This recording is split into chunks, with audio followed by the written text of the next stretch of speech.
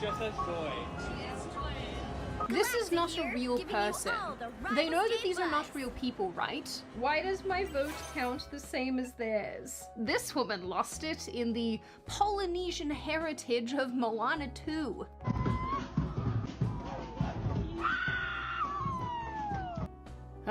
But crying, specifically, happens towards basically everything. These people cry when they see buildings. This girl cried seeing a Disney princess castle. I'm sure it has a name, but I don't care enough to look it up. Actually, apparently this is an actual TikTok trend. Imagine just handing your friend a camera and being like, hey, would you mind filming me while I fall to my knees and cry while looking at this random building or statue or structure? I mean, at least this woman changed it up and cried seeing Disney fireworks. You can see regular fireworks at New Year, or probably the 4th of July, or Australia Day, if you're from the land down under like me. I honestly can't remember the last time that I cried like this about anything. I honestly cannot afford to. I'm too busy spending my time drinking tea and suffering. I'm also not trying to be a jerk, but I think I resonate the most with these kind of Disney reactions. Oh, that's so sad. Oh, it's cute.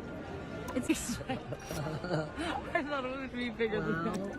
That's what she said. Don't you judge me. You would have taken that opening too. Here, have a photo of me at Disney to judge, because, yep, this about summed up my feelings towards it. Once again, more copyrighted music. I wish that YouTube didn't copyright everything. This guy's lame. What is he doing out in public? Sorry, because there's so much copyrighted music. He captioned this: last look at the castle before heading home always hits different. I genuinely hope that this is a joke, because if it's not, you need to have your tattoos rescinded. Tattoos like this are for meatheads only. Obviously, you can see that these are not normal people just enjoying Disney for the purposes of nostalgia and, I don't know, revisiting their childhoods for like one day or whatever. These are people who are making this theme park, this profit-driven theme park, their entire personality. People buy houses and condos near or apparently in the Disney parks. I'm a single adult in my 30s, and here's why I chose to live in a condo inside Disney World. Reason 1, public transit. Not only does Disney World offer a multitude of public transit options to be to and from the parks, but unlike most cities in the US, the grounds follow strict ADA accessibility guidelines, allowing people of all abilities to ride Skyliners, monorails, or even, well, logs. This music has copyrighted music in the background, or I would have shown you so much more of it, but this is genuinely one of the strangest TikToks that I have ever watched, and I think it's so funny that this guy tells us immediately that he's a single adult male. Like, yeah, we can tell, guy. That's why you're buying a condo at Disney. That is why you are buying a condo at a children's theme park. This is clearly normal behavior. There is this one YouTube account called Addicted to the Mouse, and this family moved to Orlando, Florida, just to be closer to Disney World. We decided that we wanted to uproot our lives and move to Florida, and so we actually purchased this house that we are sitting in March of 2021. And the moving to be closer to Disney thing is actually incredibly bizarrely common. People pick up their entire lives to move closer to a profit-driven resort complex for children. So normal and well-adjusted. Move with us even closer to Disney World. We can now literally see the fireworks from our front porch. Have you ever thought to yourself, what if I just do it? What if I actually follow my dreams and move next to Disney? Honestly, what's the worst that's going to happen? You're not going to like it and you're going to have to move back to where you started. It has been a little over 2 years since my husband and I actually followed our dreams, moved next to Walt Disney World, and left everything that we knew behind. The hardest part is going to be getting out of your comfort zone, but then you're going to realize everything that you now have. I was not meant to exist on a planet with other people. I just wasn't. And I guess if you can't live directly next to or inside of a Disney theme park, you can just visit it every year, or 900 times a year. I remember reading this Reddit post back in 2024, like towards the end of the year, where a husband complained about his wife having made them go to Disney for 9 trips in a row, including their honeymoon. So when he tried to take his wife to a new place for a holiday, she apparently then went behind his back and booked a Disney resort in Hawaii instead. Like, dude, why wouldn't you put your foot down after, I don't know, the 3rd trip? This is not normal. When I go on holiday, I want to be as far away from people as humanly possible. The last holiday that I went on this year, which was the first in literally years, we went to as far away from people as we could get on an island. So why would you spend your money being around thousands of people multiple times a year? Every year. What kind of pathology is this? You guys also probably remember the video I made about the plus-size park hoppers who I think exclusively go to Disney multiple times a year and make content testing out fitting on the rides, which mobility scooters are good for scooting their fat butts around the park, what food tastes good. I mean, apparently all of it. One of the funniest things to me about this type of human being is that they routinely complain about how expensive Disney is getting, and it's like, yeah, of course you would notice that because you go to the freaking theme park multiple times a year. Every year.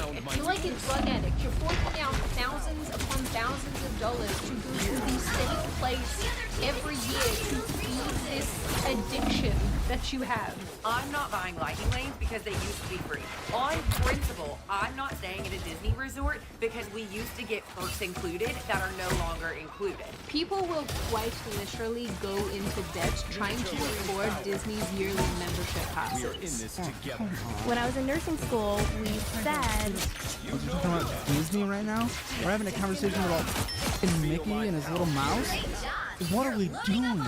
Well, it was I told myself it would be my treat for finishing nursing school. You don't get treats if you're not paying your fucking bills! You haven't paid for nursing school yet. You owe on it still. Oh, okay, what? So the passes were $2,000. For the both of us. What? Both of us. For fucking what? For the whole year. So now we can go Anytime whenever we want. And honestly, I think my favorite kind of Disney adult are the ones who just fundamentally hate kids. And on its nose, that sounds like a terrible statement, but they're so funny to me because they are making something for kids into their entire personality and then getting angry at children who are participating in this thing that's meant for children. Stop bringing children to Disney. This is an adult's playground. Why are there children here? I went ahead and found the full video here because there were snippets of it on TikTok, and the full segment doesn't add any more useful context. These adult men are arguing that you shouldn't bring your children to Disney because they get in the way of adults who are just trying to enjoy their time there. So much to do. They talk about how this one little kid almost tripped up this guy whose name is, I think, Cody, and then ask why kids are there at all. And actually, at Epcot, I also almost got taken out by a child. I was gonna say, I thought that's what you're talking about when the girl walked under We were Cody's walking outside of legs. Space 220, She walked and this under. father had no control of his child, and this child just walked underneath my legs and almost made me fall and hurt the child. The child shouldn't even have been there because it's Disney World. Why would the child be there? Why would a child be there? Why would a child be there? I definitely understand when adults want to experience things without a bunch of children running around and screaming. I get that in certain contexts, and I can relate to that sentiment in certain contexts. However, Disney is a place for families and children. You cannot go there and reasonably expect that there will be 0 kids. And because there are children who go to Disney, you need to act appropriately. Why are you doing this out in public? I mean, this guy is doing a parody of the anti-kid people, but he's not far off. Everyone brings their kids to Disneyland, honestly. Is there anywhere that's like kid-free, like adult-only zone? These wait times. It's a Tuesday. Do kids not go to school anymore? Do kids have to get the flu shot? Is that legally mandated, or am I getting sick from being here? I don't even think these kids are old enough to be on this ride. I've been dodging strollers all day. The key to a good family vacation is bringing your mother. What is insane, and will definitely surprise none of you, is that because of the amount of childless adult humans going to Disney parks all over the world every single year, because now people actually make up the majority of people who go to these parks, Disney has obviously cottoned onto this and has started opening bars in the parks. They have after-hours events and adult-only events and child-free events, and all of these things are now starting to excommunicate children for the thing that has long been myth. Yes, you heard that right. Reddit Disney adults have monopolized Disney. I have to show you guys this as well because when I was looking for clips to make this video, I came across this one, and I think it might be real. I'm not totally sure, but apparently this is a Disney employee on one of these after-hours cruises with a bunch of adults on board, just roasting them for being there, just absolutely tearing strips off of them, and it is terrific. Please just stay home next time. Please just stay home. If you're 25 and you're thinking about coming to Disneyland, don't. Folks, it is after dark, and that means I can say what I want to say. Disney adults are genuinely weird. I'm talking about you guys. There's no kids on this cruise. Why are you here? This isn't on the script. This isn't part of the bit. I genuinely think you guys are weird for being on this cruise. At least when kids are riding, they laugh. You guys just sit there on your phone, know that you paid $500 to be here today, and you don't even have a good excuse for doing it because you're all at least 20. What the hell is that? Go to a club, go to a party, or stay inside. Don't bring the vibe down on my cruise. It's weird. Mickey Mouse isn't your friend. Trust me, I know. He's my boss. He bleeds me like a vampire. The magic of this place should have worn off for you guys when you reached the age of 12. So on the other side of this, there's an argument being made that Disney adults are enjoying life way more than the rest of us. Oh my god, that's not really an argument, is it? And I've seen a bunch of explanations like these people were probably robbed of a childhood when they were actual children, and therefore they are playing it out now and doing the things they didn't have access to as children. And if that is in fact the case, I do feel very sorry for them, but I don't think that somehow magically makes any of this behavior more. You know, the more I think about it, I think that my primary issue is that Disney, the place where kids' dreams come true, is also quickly becoming an adult-only experience. And like, not only is the park itself gravitating towards appeasing the adults who never seem to grow up, the adults who frequent the park have also no problem complaining about sharing their experience with small children, which is completely mad. Jokey jokes aside here for a second, I do understand the argument being made by some people who've never been to Disney, never experienced it in person before, who are excited to be there and participate and do all the things. I get it. I really do. I mean, I kind of had a similar response, I guess, when I went to the Harry Potter thing in London. Oh my god, I don't remember the name of it. It's been a while. Anyway, I really enjoyed doing that. I thought it was really cool. I I got butterbeer and I walked through, I guess the sets and all of that. It's starting to get late. My brain is fried. So yeah, I do get it. I'm just not talking about you. I'm talking about the people who take this too far. And I will bring peace to this universe, no matter the arrested cost. development. Like they never quite move past their childhoods. Like they are stuck here trying to recreate it or revisit it. I don't know. I'm not there. I'm not there with them. So it's like hard to put myself in their position. But I think that's some of what's going on here. It's like, as adults now in society, we are in this perpetual state of wanting to be kids again, and it's why people have turned adulting into, a verb to describe doing everyday adult activities, just like regular activities. Would you freaking focus your stupid bloody camera? And it's a bit of a fine line to walk here, honestly. Like, I understand why some people say, well, why are you allowed to have a Lord of the Rings collection, but I'm not allowed to be obsessed with Disney? Well, in my case, number one, Legolas. And fancy ring. And in your case, furries. Truth be told, I'm clearly not the arbiter of which things from our childhood are acceptable and which things are cringe, but I do think that in the case of Disney adults, the reason why this is so is because these people take what should otherwise be a reasonably normal, casual interest and turn it into a full-blown obsession. And so you see, maybe most of us wouldn't have a problem with this if it weren't so performative and loud. And maybe if they weren't trying to box out out little children from the very magic that they're trying to create for themselves. So there you have it, the irony of adults going to Disney to live out their childhood dreams, while also simultaneously denying the luxury of this same thing to the next generation of tiny people. We're all so healthy socially right now. There's no clean way to really finish off this video. If you guys like these kind of more reaction style ones, let me know. They're actually a lot of fun to make. But I will just say this, you know, Disney adults are obviously not going away anytime soon. Disney just keeps getting bigger and bigger, and these people are just getting more and more infantilized, so we're just going to see this continue to grow. But I will say, in the end, that I'm never going to stop finding this weird. I'm never going to stop finding these people weird, but hopefully a huge portion of human beings can do their best to grow up. At least that's what I hope for. Now on that note, just a quick reminder to check out Surfshark using the link in the description. I have actually used them for years. They've been a sponsor of this channel for years. I've always liked them. They're the only VPN that I've ever used. So if you are in need of VPN, absolutely check them out. Now over the phone, what do you all think about this one? Do you think that Disney adults are bloody weird like I do? Do you think that this is sort of a natural byproduct of everybody not growing up and kind of having this arrested development? Do you think that I'm being too hard on them, that in fact they're allowed to like what they like and there's nothing weird about this at all? Or do you think about the fact that a huge portion of these people want to push the children out of these spaces? Do you think that's right? Do you think that's wrong? And what do you generally make of this issue overall? As always, you have made it this far in the video. Congratulations. I always like having you along for the ride. If you're not subscribed already, this kind of content, please subscribe to the channel as well as leaving this video a like and a comment because I do read the majority of them and I like hearing your feedback.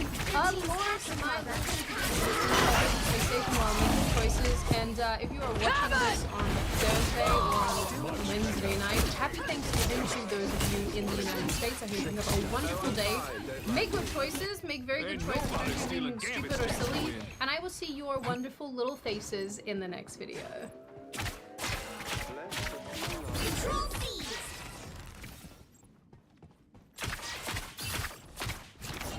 Asia's loneliest generation? Uh-oh. Here we go. So you got people are simping on a totally different level nowadays. I'm telling you guys, like, we have people are so lonely, it's getting scary. Like the down bad level of the world now is dangerous. Morning, welcome back. Always great to see you. Funny thing is, when I swipe your card, it said insufficient funds, so I'm gonna go. Oh, that's the OnlyFans experience. Paying someone for love or companionship isn't a new revolutionary concept. Yeah. We've been doing it for generations. Back in the day, in the old brothels. If the price is right, Drew Carey would materialize out of thin air with a wheel. Essential to friends. Yep. You can spend the night with. Things have No, I had a friend of mine. I had a friend of mine, basically, he went to Thailand, and so, because he's in the Navy, and he said that they would give them... I'm like a book or something? Yeah, I'm not a book. And so they would give you like a little book, right? And so, and it would show the pictures of the girls, and it would show like the kind of stuff that they'll do. It's like a menu. Yeah, it is like a menu. It's like how big their boobs are, like how tall they are, everything like that. And they would just give you one, and he can just, it's wild. I know. Yes, it's crazy. And he said it's like compared to other places, it's not the other girls. No, I mean, like, obviously they probably have that listed as well. What is revolutionary is they're coming up with new, interesting ways to monetize these relationships. They saw a gap in the market of lonely singles in your area and filled it with the hottest people and non-people you'll ever see. All you need is your name, ID, and the last 4 digits of your credit card. That's right. Services not like you bring a boyfriend or girlfriend. The Scratch Fun relationship that you've been having, where you can eat a meal and spend quality time together as a couple do. After your allotted time is up, you just move on with your day as usual. No need to deal with all the drama of being in a relationship. That's crazy, right? You expected Like, we really going somewhere special, huh? That's so damn sad, yeah.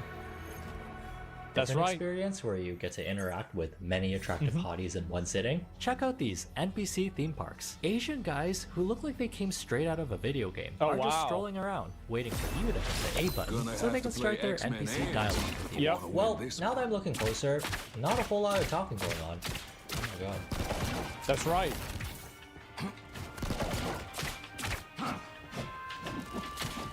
This is what they do over there.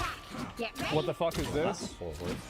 Hey, good on these guys for being able to do this without laughing. Me as an NPC, a tired innkeeper, or an old maiden type of wizard. Put your name on the goblet of fire. Okay, what if you hate outside, dealing with the hassle of commuting somewhere, and interacting with... This is weird, to be honest. Nah, see what they're doing over there is what we're gonna do over here. We're gonna do this over here too. Yeah, people do this all the time. Gross, real people. What the fuck happened with times? The problem now is that, basically, this is where I think the problem came from, is it's actually the internet. It's the internet and wealth disparity. So, like, back in the day, if you were a, kind of like a weirdo or a loser, you would kind of get thrown into social situations naturally over the course of your life, right? You go to church, you be around people. You go to school, you're around people. Nowadays, you got kids that are like, homeschooled. They're not going to school anymore because of COVID. They're on the internet all day, like jerking off to like animals that aren't real. Talking to like AI girls and like OnlyFans, and it's actually a dude in India. And so like, I mean, this kid, and like they're 16. It's 16 years old. I mean, bro, this kid's done. Like, and then so like, yeah, they're real to me. No, I'm telling you, like pencil drawings, yeah. And it's a great time to do. Yeah, so this is really what happened. I think it's the internet that really dialed things up. I know this can be all artists are furry. No, I've said this before. This is real. What do y'all think the odds are that Hitler would have been a furry? These AI husbandos and waifus, the perfect significant other, since they can be anything you want. It's like 10%? Funny, yeah, I said 10%, something like that. Any time of the day, plus they can spouse or have to go number 2. Oh, lucky. Yeah. Of course, little kid. Let's start with something simple. For example, hello in Chinese is ni hao. Say it back to I knew that one. Ni hao. Damn, that sounded Korean. You're a natural, babe. Video games, their main appeal is a big roster of attractive characters, have gone a big boost in popularity lately. Genshin Impact and the Home genre. See, this game, bro, like... There's always more flavor.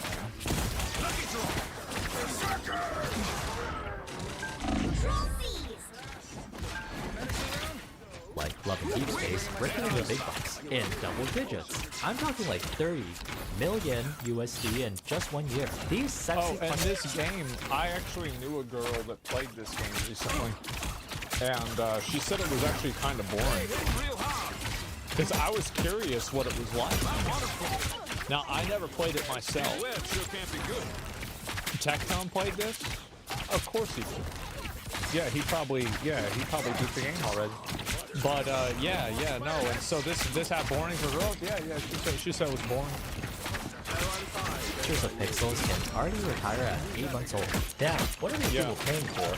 Must be really engaging with fun gameplay mechanics, maybe? It's not. The only thing I see is great gowns, beautiful gowns. You shouldn't do that. And last but not least, the most lucrative form of capitalizing on parasocial relationships is the live streaming industry. We've seen it time and time again. That's right. No, that's why you get all these weirdos that are getting attached to these girls. It's really, it's impressive, honestly. It really is. It's impressive. People like to do that. You walk them for 8 hours, 7 days a week, that end up cultivating super loyal fans, which eventually leads to some fans getting overly invested in their favorite streamer. So after normalizing these parasocial relationships fueled by capitalism, Cat, as a society, are we cooked? Yeah, maybe, but not all the way. Medium rare at most. People are feeling... I think it's probably better that the guys have like a parasocial... Because like the thing is that right now we're in like a weird time period where you don't have AI that's good enough to where like you can fall in love with the AI. and like just deal with that. So you have to be stuck with a real girl, which causes a lot of problems, right? It's like sometimes you stalk them, and then that could maybe go to jail, or they get older and you don't like them anymore, and so that's bad. And then what else besides that? Oh, they get a boyfriend, and so now you fucking hate them now. Yeah, it's bad. It's real bad. Sometimes, yeah. And lonelier every year. Going out, meeting people naturally, and actually becoming friends with them is a lot easier said than done. On one side, it's cool seeing people find new ways to fulfill their social needs. Sure, these types of relationships aren't the norm, but if it's between two consenting people with healthy expectations... I think that it will become more the norm, and it will become increasingly more unhealthy. I think this is the future. The future is a bunch of people that are becoming emotionally attached to, reassurance and attention from something that's fake. And the reason why I think it's happening is because, like, especially for guys. So back in the day, do you want to know why they all, like, you know, the Titanic is sinking? What do they say? Women and children first. You know why? It's because one dude can get 10 girls pregnant. So every guy doesn't have to reproduce. But like for a woman, obviously it's a different dynamic because you can only pick one guy at a time. Readability, well that's the dynamics. Like you saw that crocodile, he got a whole lake full of hose. You think that's one crocodile? The whole lake is full of hose. There's only one of him. Think about that. I don't usually team up with criminals. Aren't a replacement for real-life interactions, then we good. Yeah, you want to see a harem anime? Go to the Animal Kingdom. It's not good. As with all human experiences, there's a science behind it. Even with gifting money during a live stream, the live aspect makes it feel like this is a normal person within reach compared to an A-list celebrity behind 55 bodyguards and 55 PR people. It's all in real time, so there's a higher chance the streamer you're supporting will notice you. And if you consistently show up during their streams, you'll build that dopamine-inducing rapport. Yeah. You give them the money, and they give you... Thank you. They say thanks. Thank you so much for this. Dude, Ninja used to be so funny. He used to be such a fucking piece of shit asshole, and I loved him. He was so good.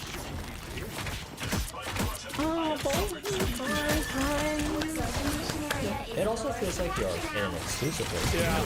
Full of people with the same interests as you. Like a sports team or a D&D group that gets together every week. Except the activity is one person entertaining everyone. There is a slippery slope with this type of environment. It's a beautiful time for people who are currently online, using these relationships to replace real ones. Leading to I'll read like 4chan threads and shit about my name or about It is so funny. Like, I'll even screenshot messages that they type. I can't read it because, like, you know, kind of exposing. But, like, people, they really have a lot of opinions about everybody. And source, yeah, no, and it's funny. Cole often makes threads about you. Yeah, I know that. I read them. I am ready to put on a show. You need not fear. The main concern is that because Asmon Gold, I have the word gold in my name, they think that I'm good. And this has been a big point of contention for the past couple of years. I swear to God, this is really what it is. Yeah, no, I'm being real. And so, is it true though? I'm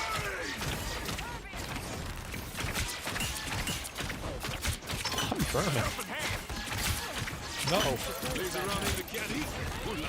It's very not true. But it's just funny.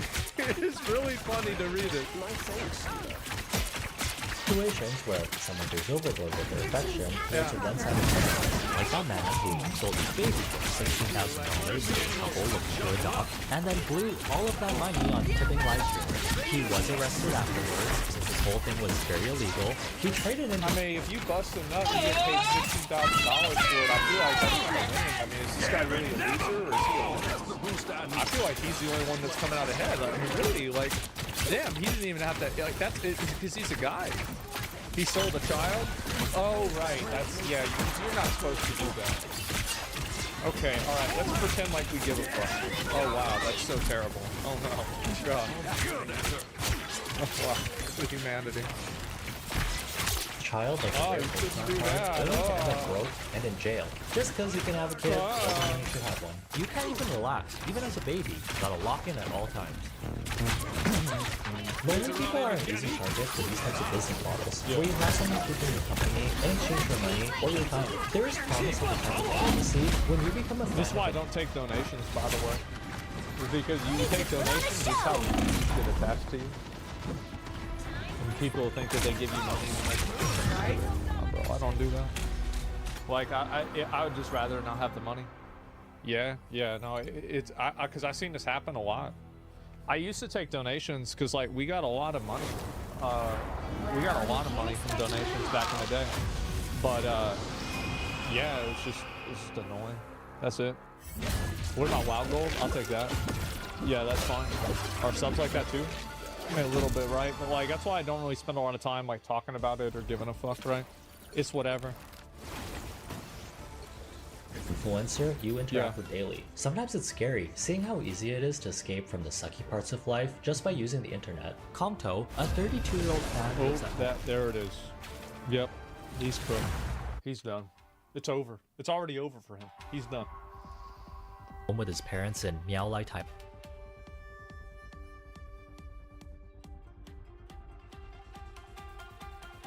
You'll need a top-notch team to win this one. The young people really don't know how tyranny comes to them in America. Usually, tyranny comes in the name of compassion and equality. No matter the they cost. come and make these sweet, sweet promises of paradise. They created the biggest concentration camp in human history. The whole country became a concentration camp. Nobody is allowed to leave North Korea. North Koreans don't know they are enslaved by a dictator. So if you don't know you're a slave, how do you fight to be free? And how much of a risk do you think North Korea actually is to the United States of America? Well, their eventual goal is destroying America and destroying capitalist societies. What fears you most about fleeing socialism and seeing it coming back here into the United States? This is an interview between me and Yunomi Park. She's one of the few people to ever escape North Korea and live to tell the tale about what life was like inside of North Korea and what life was like inside of a socialist government, inside of a socialist society. And now with the rise of socialism and ideas like socialism and communism becoming more popular and more prevalent inside of our societies here in America and across the West, I wanted to bring her on and explain exactly what life was like for her living inside of North Korea, to explain how it was for her to escape the tragedies she faced living inside North Korea and the struggles she faced when she made it into China and eventually into the United States. And now, with threats on my life and it being more dangerous for me to go out and about to make my normal videos, I want to do one of these kind of longer form interview podcast style videos at least once a month to go more in depth on subjects that are so critically important right now here inside of the world we are currently living in. And I highly encourage you guys to share this video, give a like, more than anything, share it with others, and create thought-provoking conversations with the people that surround you. And now, let's get into the interview. How old were you when you decided to escape North Korea? I was 13 years old, and I don't think I had an option. I was just starving, so. When you decided to do that, was it was there something that triggered you to flee North Korea, or was it the opportunity? It was just mostly hunger, and luckily I was living in the border town. So unlike the North Koreans who live inside the country, I got to see China through my naked eyes. And Chinese guys seemed like they had electricity. So that gave me a clue maybe they had a better situation than we did. So maybe if I go where the lights were, I might be able to find the Bora Rice. How did you know that there was life on the other side of North Korea? So I was living in this city called Haesan, and we had like one Yangtze River between China and North Korea. So I couldn't actually smell the food coming from Chinese side. It got how close we were to China. So you lived on the border town. And did you know anything else besides North Korea and China I feel like words like South Korea, but then they were colonized by American wrestlers. That's what literally pictures taught us. I heard about Japanese imperialists. And then maybe Soviet Union. So I've never seen them out of the world until I stayed in North Korea. So I just knew there are a few countries that were trying to attack North Korea, and we were protected by the leader. And so when you're living in North Korea, you don't know anything else outside of South Korea, China, Soviet Union. And you knew America existed. Right, so North Korea has 51 different caste systems. And that determines your education level and who gets fed and who doesn't get starved, right? So I can never speak behalf of 25 million people because like people like Kim Jong-un, they literally went to Switzerland to be educated. So based on your caste system, they decide how much you get educated. In my case, I barely graduated like first grade. So obviously I didn't know anything about the world. And when you look at the world now, how would you say your perspective has changed from when you were a little girl living in North Korea? You mean the world broadly that I see right now? World is very complex. I guess that's why you learn more and more as you get older. What was life like on the daily inside North Korea? What was life like for you inside of North Korea? Yeah, so every move is orchestrated by the government. So when you wake up, literally the people's unit call up every unit to participate in this collective labor. So even though you're 5 years old, 7 years old, would have to be forced in this labor. The government's demands of you. So I start the day, usually go to the monuments, clean the dictator statues, and like pull out any little kind of grass. And then the times when I was going to school, I would go to school for a half day. We learn about the dictator's amazing achievements. Like he's a godlike figure, right? And in the afternoons, we also have to work as a kid. So full day is a labor in the afternoon, and you come home by the time it's 10 p.m. Then you sleep at 5 a.m. The like begins again from the collective work. What would they tell you about? Was it Kim Jong-il? Time with Kim Il-sung and Kim Jong-il, they literally actually copied the Bible, the Christian Bible. It said that Kim Il-sung was God, that he loved us so much, he gave us his son, Kim Jong-il. He knows even what we think in our head. And his body dies, just like Jesus Christ, but his spirit is with us here, like betrayal. So when we die, we might join in the paradise afterlife. So it's like complete, North Korea, one of the few religions in the world because of that. That's how they brainwash Muslim people to believe that they have a giving like power to use your thoughts. And did you believe in that when you were in North Korea? Yeah, I did. I completely believe. Even when I would escape to China, I was even afraid to think. Wow, we're going to get into that story of how you escaped China, but I want to get into that a little bit more as far as they literally copied the Bible to try and brainwash the people in North Korea. Yeah, so Kim Il-sung, he actually was born in a Christian family. His family members were devout Christians. But then when he became a Christian, the communist leader, he thought, I become God instead. So he literally removed the God and put his name there, and put his son's name, Kim Jong-il, into Jesus Christ's name. And then same doctrine, North Korea has 10 commandments, literally like the Bible.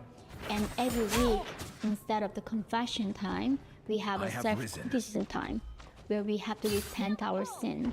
We read the words that Kim Il-sung supposedly wrote, and compared to that, how we lived our life. And then not only we confess our sin and ask for forgiveness, in North Korea, you're forced to criticize somebody. If you're in school, you're classmate. If you're in the workplace, you're colleague. So that makes everybody have to watch out for someone's committing a crime. You're forced to criticize. That's why nobody trusts anybody in North Korea. You are not allowed to trust anybody. So every day you're kind of looking for somebody to critique or them to bring up their name when it came to time to confess that somebody had committed a sin? Yeah, so for children, it's like once a week on Saturdays, we do these self-criticism sessions. But for people like artists or people who are in art, where the people mind are more flexible, they need to do every 2 days. So entire week as a kid, you are looking for your classmate making a mistake because you are forced to find a fault in somebody else. And then what happens to that classmate that made the mistake? Depending on what I accuse them of. If I accuse them of that they said something horrible about the government, I mean, they're gonna get executed. Or if I just said they were not paying attention during the class, they might like have to do extra like beating and something like that. But then it depending on accusation. So you have to do your best, not get caught with your misbehaving. Did you ever tell on somebody that led to the execution of that person? No, I think I literally have to just come up with this. They were not like working as hard. Even though they were demanded us to work very hard, they were not. So they would have to say, okay, then I will do better next time, work even harder than before. How many people do you know personally that died from the dictatorship or from the Kims? I mean, during the Korean War that began with Kim Il-sung invading the South in the 1950s, more than 5 million people died. So besides that, in the 90s when I was growing up as a toddler, there are more than 3 million people died from starvation. So it's more than, like, obviously 10 million by now that people died from this dictator. You never hear about it anymore. I remember when Trump was first president, you heard a lot about the nukes and Kim Jong-un, but now it's like nobody hears anything about North Korea. Yeah, I think in some sense people kind of accept that North Korea is so crazy. That's right. It's like it's been going almost 80 years now. So nobody remembers before North Korea was just kind of a tragedy. So I think now they just accept that people are gonna starve to death, accept that people are gonna get executed for having an opinion. When you were a child, you fled North Korea, you escaped when you were 13 years old. There's still so much to do. But what was your day-to-day like before that? You say you were starving. Yeah. What would you guys be eating? Anything I could find. Like, I remember one time when I was playing with my friends when I was a kid. Like, he was so much faster than me. I was a girl. He would catch a cockroach, and then he pops his belly open. Inside the cockroach tummy, there's something that's like brown rice that comes out, and he was like crazy mouth. So like really, spiders, dragonflies. The fanciest person I've ever consumed was like grasshoppers. Grasshoppers were my favorite. As a child, that was your favorite to eat were grasshoppers? Yes. And that was the fanciest protein you'd had? Yeah, because I did not know what fried chicken or steak. That was not a concept. Like in North Korea, we don't know what a cookbook is. Because how do we come up with all those ingredients? No such a thing called like cookbook, right? I was so confused when I came to America. There's like sections of cookbooks, like, it's only luxury you can afford when you have those kind of ingredients to find. So for us, whatever the food that we can make that day, whatever the plants we gather, whatever the grain that we come up with, we just put them together and add a lot of water to make the portion bigger. So I was gonna feel fuller that day. You would eat grains, grasshoppers, cockroaches? Yeah, so like maybe corn, barley, like a lot of plants we would eat. So like I literally thought plants were like rabbit food, right? I did not know people here eating salad to stay healthy. But in North Korea, that was the only option we had. So a lot of plants. Lots of plants. Yeah. And did you think there was a life outside of what you had been living in? Did you think the people on the other side of China where you could see the lights from, did you think, oh, they were eating better than you? Or did you have any idea that life could be better? There were times that I got a glimpse of outside the world. Was when I watched these like DVDs came from South Korea. These bootleg DVDs through black market that reached North Korea. Some of the movies were made in America, like Titanic, Pretty Woman, some other American movies like what's the 007 James Bond movies? Yeah, too? James Bond. Yeah, I think that really gave me a little bit of a clue. Maybe they might be so bad.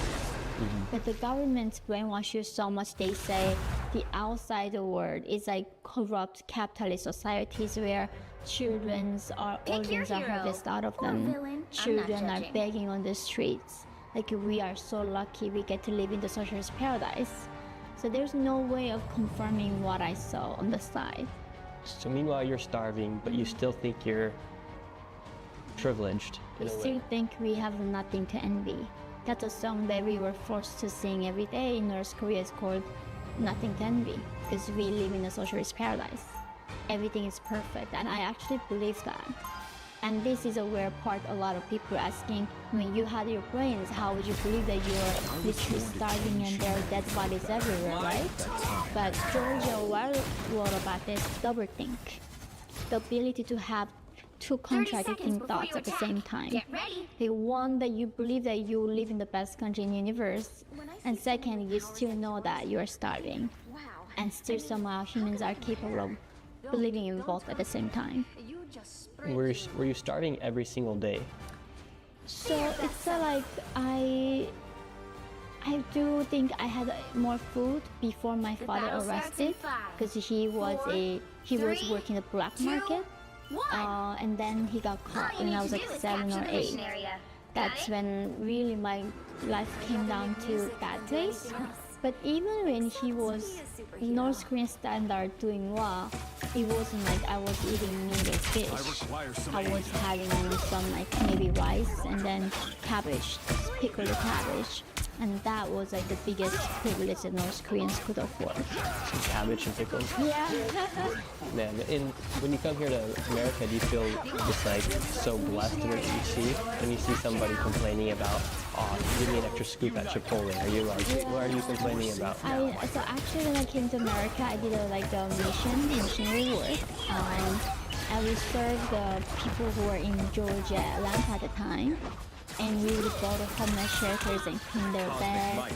And I couldn't believe in the homeless shelter they had like full fridge with the sodas and food. And then I would like give them hot dogs. And they asked me, what do you have? And they said no to it. Like I literally thought like the homeless people were like North Koreans are starving, about to die from starvation. And it was a very different thing. And the people who I served, who were like, who are marginalized groups, and they were like having big TV in their living room, and I couldn't believe it. Like these people have a refrigerator at home, and have a TV and have a sofa, and then they consider to be in the poverty class. Because in North Korea, even the top official will not have that kind of thing. You will have electricity like that. It's a very different life standard. So the poor here in the United States would be the rich. And richer than anybody. You can like it's something that people can't even imagine it. That someone have that kind of luxury. And did you have the electricity when you were in North Korea? We would have a few times a year. So they would give electricity on the days of the dictator's birthday, because they want us to learn about the government propaganda. And usually New Year's, because the government have a new party planned that year, so we have to memorize. So like we will get few times with important government holidays they provide us, but other times zero. No, we don't have any electricity. Did you have candles, or like, how did you light stuff? Or was it as soon as the sun would go down? I mean, the times when we could afford were like little oil and then little thread. But then it makes so much smoke, like you look like you have a mustache. But then even that is so valuable. You need to turn it off after 5 in the winter time and go to sleep, because it's so dark. So you might be able to afford it like 10 minutes here and there when you have to cook in the kitchen. But we just have to go to sleep very early because we can't afford light. You're living in this horrible condition in North Korea. Your life's miserable. You're seeing you're starving, your family's starving, and then you get this opportunity. How did that come about to escape North Korea? Because you've heard the stories of people try to escape, and it sounds like they just get shot instantaneously. How did you escape, and what was that like? My sister and I want to actually escape together. My sister was at the time 16 years old. I was 13. I was able to go with her because I was ill. But then when she left, she let me know to go find a lady that would help me to cross the river. And this lady was helping us. She bribed the border guards so they would not shoot us. And then after we crossed Yellow River, arrived in Chinese riverbank, we didn't know why these people were helping us and not shooting us. And how did she bribe them, and how did this lady have the connection? She was a human trafficker, so she was making money out of us. She was selling us as sex slaves to Chinese run. And so they gave her the money, and then she used that money to bribe the border guards. So you didn't pay anything to pay first, pay to leave. Yeah, I mean, I didn't have the money, so I did. I didn't have it today, right? So. Yeah, because I mean, for people to come into the United States to be smuggled across the border, they're paying the cartel. Yeah, but then they don't get sold when they come to America, right? Yeah. But for us, we were being sold like puppies. Like, yeah, our rights and everything was stripped away from us. As soon as we got to China, we were getting raped. Wow. And did you know that when you were crossing over? Did you have any idea? Because in North Korea, think about it, we don't have internet and we don't have such a thing called the bad news. I mean, we are revolutionaries, we live in a socialist paradise. There's no such a thing called like things go wrong, right?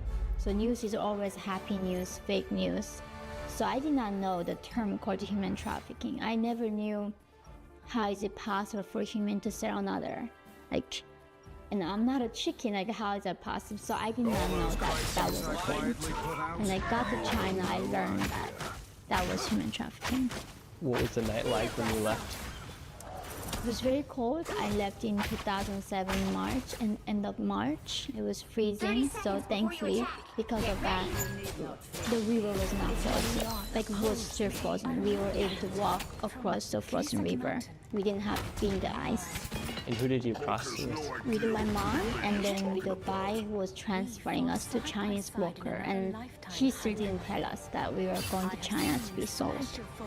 And at what point did you realize that what you just did was to sell yourself or to be sold to traffickers? Well, when we got to China's riverbank, the guy who was waiting for us, he brought something like this kind of carpet thing. And then he was ready to leave us. And the first thing he was saying, I want to have sex with her, was no. And I did not know what that was because we don't have the word in North Korea. So, but somehow my mom knew what that meant, and she offered herself and she protected me. And that was my introduction to sex in China. And afterwards, they separated my mom and me, and then sold us separately. So the moment you get over to China? It was as soon as we touched the ground of China, the first thing was that. And this might be a stupid question, but is the language in China and North Korea the same? No, Chinese speaks Mandarin and Korean speak Korean, but then these were Korean ethnic Chinese. There were many long time ago and that became China, so they were speaking ethnic Korean Chinese, but they were Chinese people. So your mom sacrificed herself in that moment for you, and at that point you're 13 years old. Yeah. So you're obviously still a virgin, and you had no idea you didn't know what the word sex was. I didn't know, because in North Korea a lot of words like we have here, they don't exist, like the word freedom or human rights, they don't have it, because if you know the word, you understand the concept. In order to control your thinking, governments have to control the language and words, right? So they eliminate this kind of words in our dictionary. So you really had no idea that any of that world existed. And your mother, obviously, she had you, so she obviously knew what it was. Then she kind of assumed what he was doing, and then she just offered herself, and that, yeah. What was that moment like for you to be standing there as a 13-year-old? And people are negotiating your body, and then your mom comes in and says, no, don't do it, I'll go. No, actually, so after they hit her, if you remember, my mom asked me to run and cover your ears. I turned around, I closed my eyes, I covered my eyes. And then they took us to a safe house, called like a house where they would now start selling us. And then that's when they said I also had to be sold as a slave. And so they decided to sell my mom for $65, and they decided to sell me over $200 because I was a child version, and men love taking that away in China. So I got separate from my mom. Where did your mom go? I didn't know at the time because I was also sold separately, and eventually I did find her through the man who bought me. The man who bought me, I was not gonna give in. I was going to kill myself. And then he said if I do give in and become his business, he said he was going to help me to save my family. So you're then separated from your mom. You go with another man who bought me was a Han Chinese man who didn't speak any Korean. And then he made me a deal. He offered me a deal that if I don't kill myself and obey him, he said he was going to help me to save my family. And did he also kill you? Of course he did. That was a surprise. So, and then he did help me to save my family. And how long were you with him for? More than a year. And what would you have to do with this man like on a day-to-day basis? You wake up in the morning. What is he would lock me up because he was a human trafficker. He would lock you up? So if he was a human trafficker, he would find these girls from... So there are many brokers, right? The guys who capture us from the border. And then they sell us to another broker in the inner China. And then this guy was the guy who bought me. And then he would be selling girls either to fake husbands in the countryside or to another broker who would find them fake husbands and sell them to brokers. So he was the second layer broker. And he had to go around and buy the girls and go take them to countryside and sell them. So a lot of times he would just lock me inside the apartment and he would disappear for like 40 days. And I'd be isolated inside the room. But that should not stop. I don't know. I don't have a phone or calendar. I don't know how long I was in there. But he would like buy me food before he would go, and then I did not know how to ration it to myself because I don't know how when is he coming back. Get ready. You'd be in self-isolation for months. Hulk, is there something on your mind? And did you ever, what did you think in those times? What were some of the darkest moments? I think that's when I realized I drained all my tears. You can reach to a point as a human being where you don't have any more tears left. And I lost my faith in humanity completely by that point. But the only thought that let me keep going was in the hope of finding my family. Alright guys, quick break. This message is sponsored by Raycon. Keep your ears open and your music rolling thanks to Raycon's Essential Open Ear earbuds. I have them on right now and they're so discreet you can barely even tell that I have them on. These open ear earbuds help you stay connected to the world around you while still getting crystal clear audio. These earbuds are perfect for when you're walking around or working out. I personally love them for the world around you while getting crystal clear audio.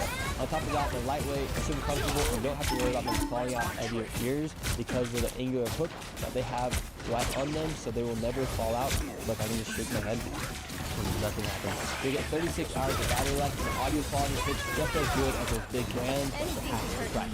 And with Black Friday around the corner, Raycon's audio products are 30% off site-wide. From everyday essentials to the latest releases, now's the best time to upgrade your own sound or get ahead on gifting. These early deals won't last long, so go ahead and shop now before they're gone. Just click the link in the description down below or go to Raycon.com/truly-open to save on Raycon audio products site-wide and now back into your computer. Hey, I know point in your life do you wonder like what's the point of living, or did you have any hope for a better life? Because I mean back then I didn't know like it didn't really do rights, right? I've never read the US Constitution by then, so I did not know. And dying was the easiest option I had, literally, because killing yourself takes 5 minutes, but living takes forever. So many times I wanted to kill myself, but the thought of my family, that I could save them, I think kept me going. You say that you had ran out of tears. Yeah. When you were crying, what were you thinking in those moments?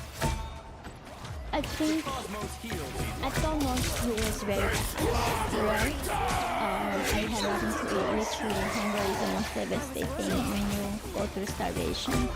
But now I came to China, I might get some food, but all the meaning in life disappeared.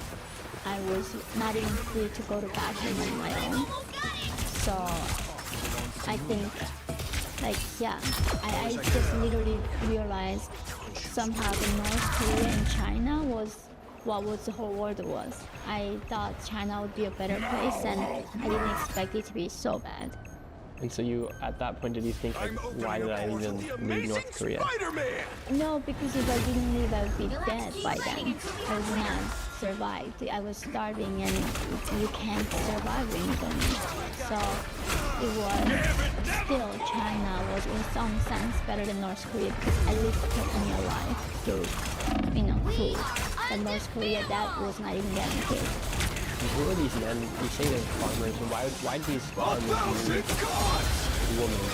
Yeah, so this is interesting, very good question. There are, Chinese government had a one-China policy in their Communist Party because they thought they had too much population and they thought that was a bad thing.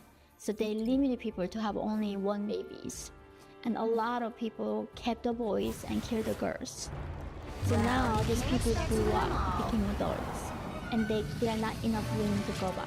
So with that one-child policy, whether the government knew it or not, there was more women being born than men. No, people would abort if they realized they had a girls. Or if the girl was born, they would flip her and kill her until she dies. And people only want to keep the boys, right? So in China, I think a lot of people who grew up in the Christian values, they believe that life is intrinsically valuable. But in the communist world, life is not something that dignified thing. Mm-hmm. So Chinese government would punish people if they had more than one kid. So because of that, if you gave birth to a girl, a lot of them just killed their own babies and then keep trying until they had the boys. And if they had one boy and that was it, they get the IUD or they get the forced sterilization, and government would not allow them to have any more children. So this resulted in lacking of women, lacking of girls, because they killed too many girls by then. So people started aborting the women, the girls inside the wombs of Chinese females, and then that led to a decrease in women and more men, and then they brought in people like you that were trafficked. Yeah. Because some of these men could not get women. Yeah, so there are right now currently 33 million men can't find wives in China. And that's a lot of men, and that number is gonna keep growing, right? So China's Communist Party thought, well, we don't want these young men who can't even find a wife start revolution. We gotta appease them somehow. And that is by allowing state-sponsored human trafficking. That's how they...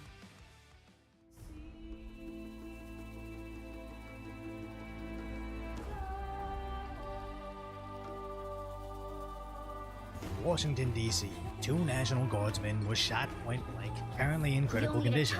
But before any information was released, MSNBC immediately tries to blame the victims. There's so much controversy happening in the United States right now with ICE, who are also wearing uniforms and wearing masks, and so I will bring peace to you don't this know universe, no matter the cost. People walking around with uniforms. In an American city, there are some Americans that might object to that, and so apparently this shooting has happened. No matter how much you hate the mainstream media, you don't hate them enough. As the more you know about this tragedy, the worse it gets for everybody, where the attack appears to be terror-related. There's some reports that he shouted Allahu Akbar, a phrase that we've become painfully familiar with. As President Trump places the blame on Biden. We are filled with anguish and grief for those who were shot. We're also filled with righteous anger and ferocious resolve. I am determined to ensure that the animal who perpetrated this atrocity pays the steepest possible price. The Department of Homeland Security is confident that the suspect in custody is a foreigner who entered our country from Afghanistan. He was flown in by the Biden administration in September 2021 on those infamous flights that everybody was talking about. And even CNN admits this is correct. It appears that he immigrated here into the United States in 2021 as part of the operation to bring Afghanis who had worked with or assisted the United States government. The visa program, SIV program. Right, exactly. This was the Allies Welcome Program. CNN seems so reluctant to admit this, as letting the shooter in during Operation Allies Welcome places the blame solely on Biden. Allies Welcome sounds positive if you're actually vetting the individuals being admitted into America. But back in 2021, CNN ran the Facts First headline that they're not letting in unvetted refugees. Biden's press secretary parroted this lie.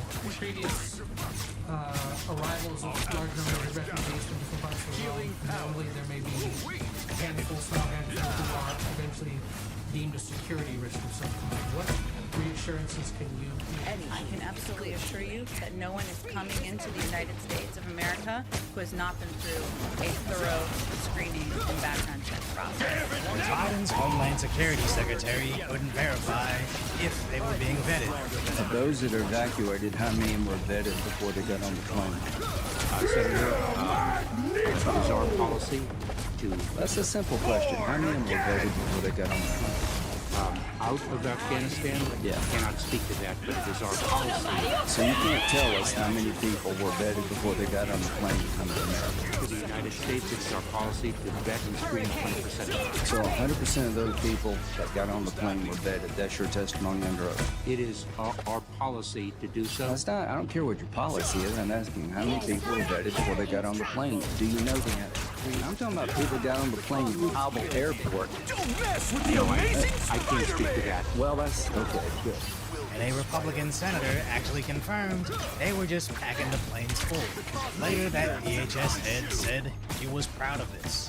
Congressman, you're referring to what we termed Operation Allies Welcome, a program that we are very proud of, that we instituted to provide refuge for individuals. Proud to bring in a guy that would later shoot 2 members of our military on American soil. But sadly, that wasn't even the worst part about that, as during Operation Allies Welcome, what were thought to be families were actually scumbags with several child brides. And even from the official State Department's website, when they asked them what is their policy when this atrocity is discovered, they initially went on a long tangent about quarantines and vaccines, only to finally reply, when we are notified, we look at their history, how old the kid is, the length of their marriage, and make case-by-case recommendations. How hard is it to simply say, when we discover this, we put the man in prison forever and save the kids, unless it isn't what you did? As this is a terrifying reality of Biden's Operation Allies Welcome that the media conveniently swept under the rug. All for once, I think this is because it's what they've wanted to happen in DC. And if they had to assist a couple scumbags married to kids, that was a sacrifice they were somehow willing to make. As the Democrats have been desperate to get the National Guard attacked, constantly villainizing them for being in DC. The National Guard and the military occupation is the first step into rounding black people up and putting them in detainment camps here in Washington, D.C. and around the United States of America. Making the outrageous claim that they will attack American civilians. It makes me incredibly nervous that we're about to see people in law enforcement, people in uniformed military get nervous, get stressed, shoot at American civilians. Indirectly comparing our military to Nazis. They're following unlawful commands from Donald Trump. And if you're committing offenses, and your defense is going to be following orders, you know, that didn't work out so well at Nuremberg. And even directly comparing our military to Nazis. What the president is doing through the Secretary of Defense is creating units, official military units, to quite frankly, watch the American people. That's the thing that is absolutely abhorrent. It reminds me so much of what happened in Germany in the 1930s. You can't convince me this attack wasn't their objective, as they've known for a while. When you label your political enemies Nazis, some cycle from their side will try to shoot them. They kept pulling Trump one until they tried to get him multiple times. And horrifyingly, someone actually ended Charlie Kirk. And even me, just replying on Instagram to some YouTuber's post, I got a reply saying I'm a Nazi. As they're just trying to activate some low information idiots. The geek boy voice, the Asian immigrant that just wants law and order, somehow makes me a Nazi worthy of being ended. As Elon Musk correctly points out, falsely labeling someone a fascist or Nazi should be treated as incitement to murder, because that's what actually happens. They know it's a probability, and that's why they keep doing it. The scary part is, this isn't limited to politicians, National Guardsmen, or even little-known YouTubers like me. The left is doing this to all of you. That MAGA symbol has come to represent something. It is the new Nazi symbol. They're the PLO to Hamas. They're a dime store plot for a terrorist group. The Republican Party is basically a domestic terrorist cell at this point, and they should be treated as such. They're a white nationalist movement. They're a fascist threat to our nation. There's no alternative right now because the Republican Party project today is a fascist authoritarian project. Trump's modern-day Gestapo is scooping folks up off the street. They're in unmarked vans wearing masks, being shipped off to foreign torture. This insane rhetoric of foreign torture dungeons has nothing to do with reality. As if it were true, I'm sure the media will be playing that footage on primetime loop. The fact that they aren't just proves they're not trying to save illegals from dungeons. They're just trying to dehumanize anybody that doesn't buy their lies. So much that even Americans are taking to social media to celebrate horror soldiers being shot. National Guard members just got shot today, and that's this. It's a good wake up. Even calling this getting Kirked, as in Charlie Kirk. Shout out to the Patriot who put 2 federal agents in the White House. 6 deputies from dictatorship. Hopefully they'll think twice. Which honestly sounds like a direct response to what that has-been CNN commentator called for. Black people, brown people of all stripes, whether you're an Indian American or a Mexican American or whoever you are, go out and get a legally, get a license to carry legally. Because when you have people knocking on your door and taking you away without due process as a citizen, isn't that what the Second Amendment was written for? I'm sure he'll play stupid now, as if this isn't exactly what he wanted, but their messaging is just too consistent for me to believe otherwise. Now, this is not a call for anything similar on our side. I just want us to loudly call them out for their insane antics, as the more they try to justify our own soldiers to be harmed by foreign forces led in by Biden, the more the remaining moderate liberals will finally see them for who they really are. As remember, after Charlie Kirk was assassinated and crazy leftists celebrated on social media, how many regular Democrat by default types finally realized their side was insane, completely leaving the left forever. So with tragedies like this, I don't necessarily want to plug my channel or even provide lighthearted commentary. I just hope you take this information and share it on Thanksgiving, especially those horrific details about Biden's Operation Allies Welcome, as it definitely happened. The media just pretended it didn't. I am ready to put on a show! I tried to keep it a shortcut through space. Only 60 seconds left. It's time for Let's have a little local input. We have our own lefties represented in this country, including the Labor Party, who in their infinite wisdom decided to elevate a Gen Zer to the Australian Senate. Yes, meet 21-year-old Senator Charlotte Walker. Let the devil out! My name's Charlotte Walker. I'm a senator and I'm 21 years old. This is your sign to drink water, to eat your vegetables, to get a good night's sleep, to slide, and most importantly, to follow me. Fantastic, Charlotte. You know, just because something is a TikTok trend doesn't mean you have to do it. Let's now go to the world of academia and see how unashamedly racist the University of Minnesota Twin Cities has become. We've got an academic here who appears to have learnt a new word. That word is pandemic, and she decided to use it to condemn white people. Just count how many times she manages to say the word pandemic in less than 30 seconds of this racist rant. we posit that there is a whiteness pandemic behind the racism pandemic, You'll and need a that top-notch this team to win begins in the this one. family system where young children are socialized into the culture of whiteness within white families. Our first recommendation is to remember that the whiteness pandemic is a pandemic. no matter the cost. If you were born and raised in the United States, especially in a white family, then you've been raised in the pandemic. And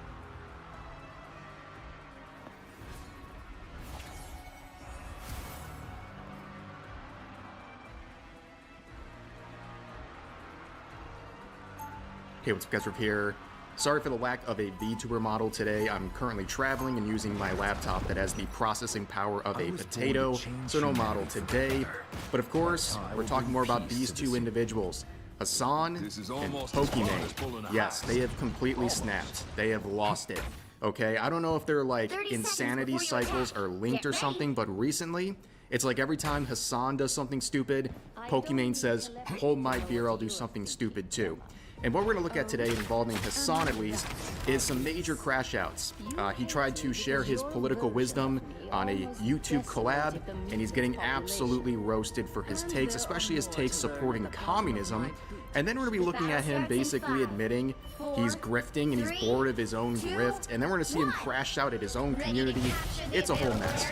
But let's start with Pokimane. If you look up girl boss in the dictionary, there's a picture of Pokimane waiting for you.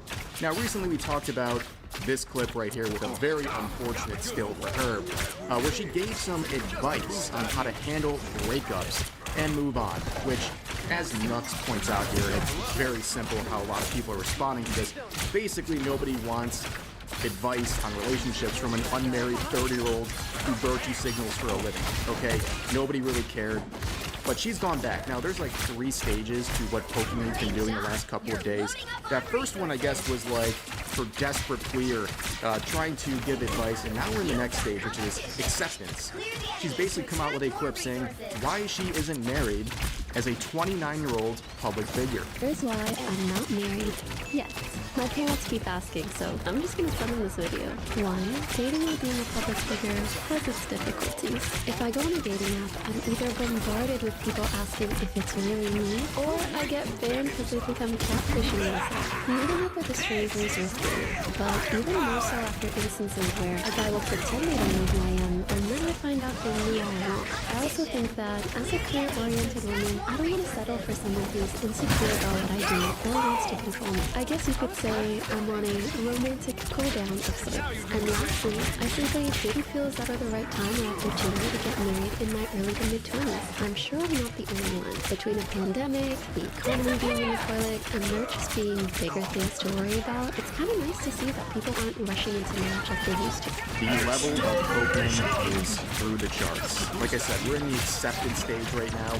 And a lot of people are bringing this up because of her age. She's 29, she's unmarried, and she's acting like that's what I want to do. That's really cool. And you know what? There are people out there who really want to do it. But also a lot of people are tricked into thinking that's the most important thing as a woman. You gotta be a girl boss and make lots of money. And who cares if you don't have a relationship or kids or anything like that? Just go chase the bag, queen. All that kind of stuff. But there's a lot of other people who use that as a coat, as a shield, saying, oh no, this is what I want to do. I want to be in this position, which, again, I think is just a lot of coping, and, you know, the memes have been flooding in. It's TikTok, okay? TikTok. But this is the next level of insanity, the next level of copium, the next level of narcissism. Pokimane has proposed to herself. Bought an engagement ring for myself.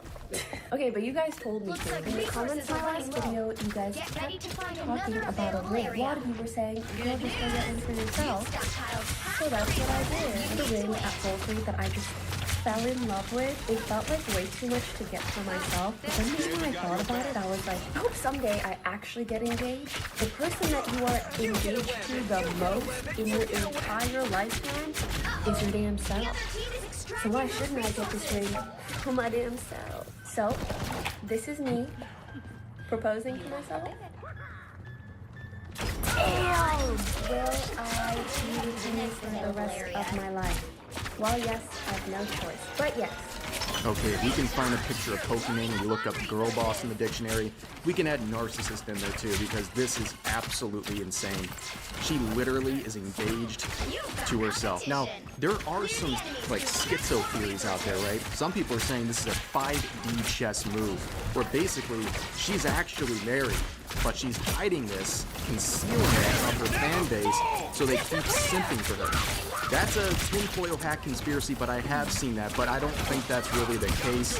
I think she's just doing this act of virtue signaling to try to comfort herself or try to cope with the fact that she's probably not in the position in life that she wants to be despite being a millionaire who seems to have it all on the surface. Now, some people have pointed out correctly, saying here, reminds me of, with a screenshot of an article which features Anita Sarkeesian. Now, for those who are not familiar, she is like the ground center of the first Gamergate movement back in 2014. She was one of the people who actually spoke before the UN about how awful and terrible it is for a woman to try to not only be in the industry, but to even play video games, and how it was a matter of international concern. Of course, eventually her grip kind of fell off, and eventually she attended a very real fake wedding, where she and others dressed up in wedding dresses and got married as a LARP. Leave this universe a better place Yeah, than it we're was seeing that again with before I was Pokimane. It's kind of created. crazy how history repeats itself, huh? But don't worry, there's still plenty of people to defend Pokimane no matter what she does. See comments like this, honestly, queen behavior. If the streets won't give you the energy you deserve, you give it to yourself or shut them up. Brother, you gotta stop. This is terrible behavior. You gotta move on from this. This is just too much, man. But of course, it gets worse. This is the final clip we're gonna look at for Pokimane. She recently bragged about having a stalker of 6 years, and that she gave his life meaning. This is parasocialism and narcissism on levels we never thought possible. Sometimes I sit at home alone and I think about my stalker. Yeah, that's right. He's been stalking me for years and he is obsessed with any guy I talk to, anyone I date, anyone he thinks I'm dating.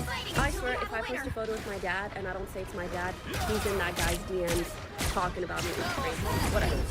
I think about my stalker, but particularly because I'm not in a relationship right now, I think he must be so bored.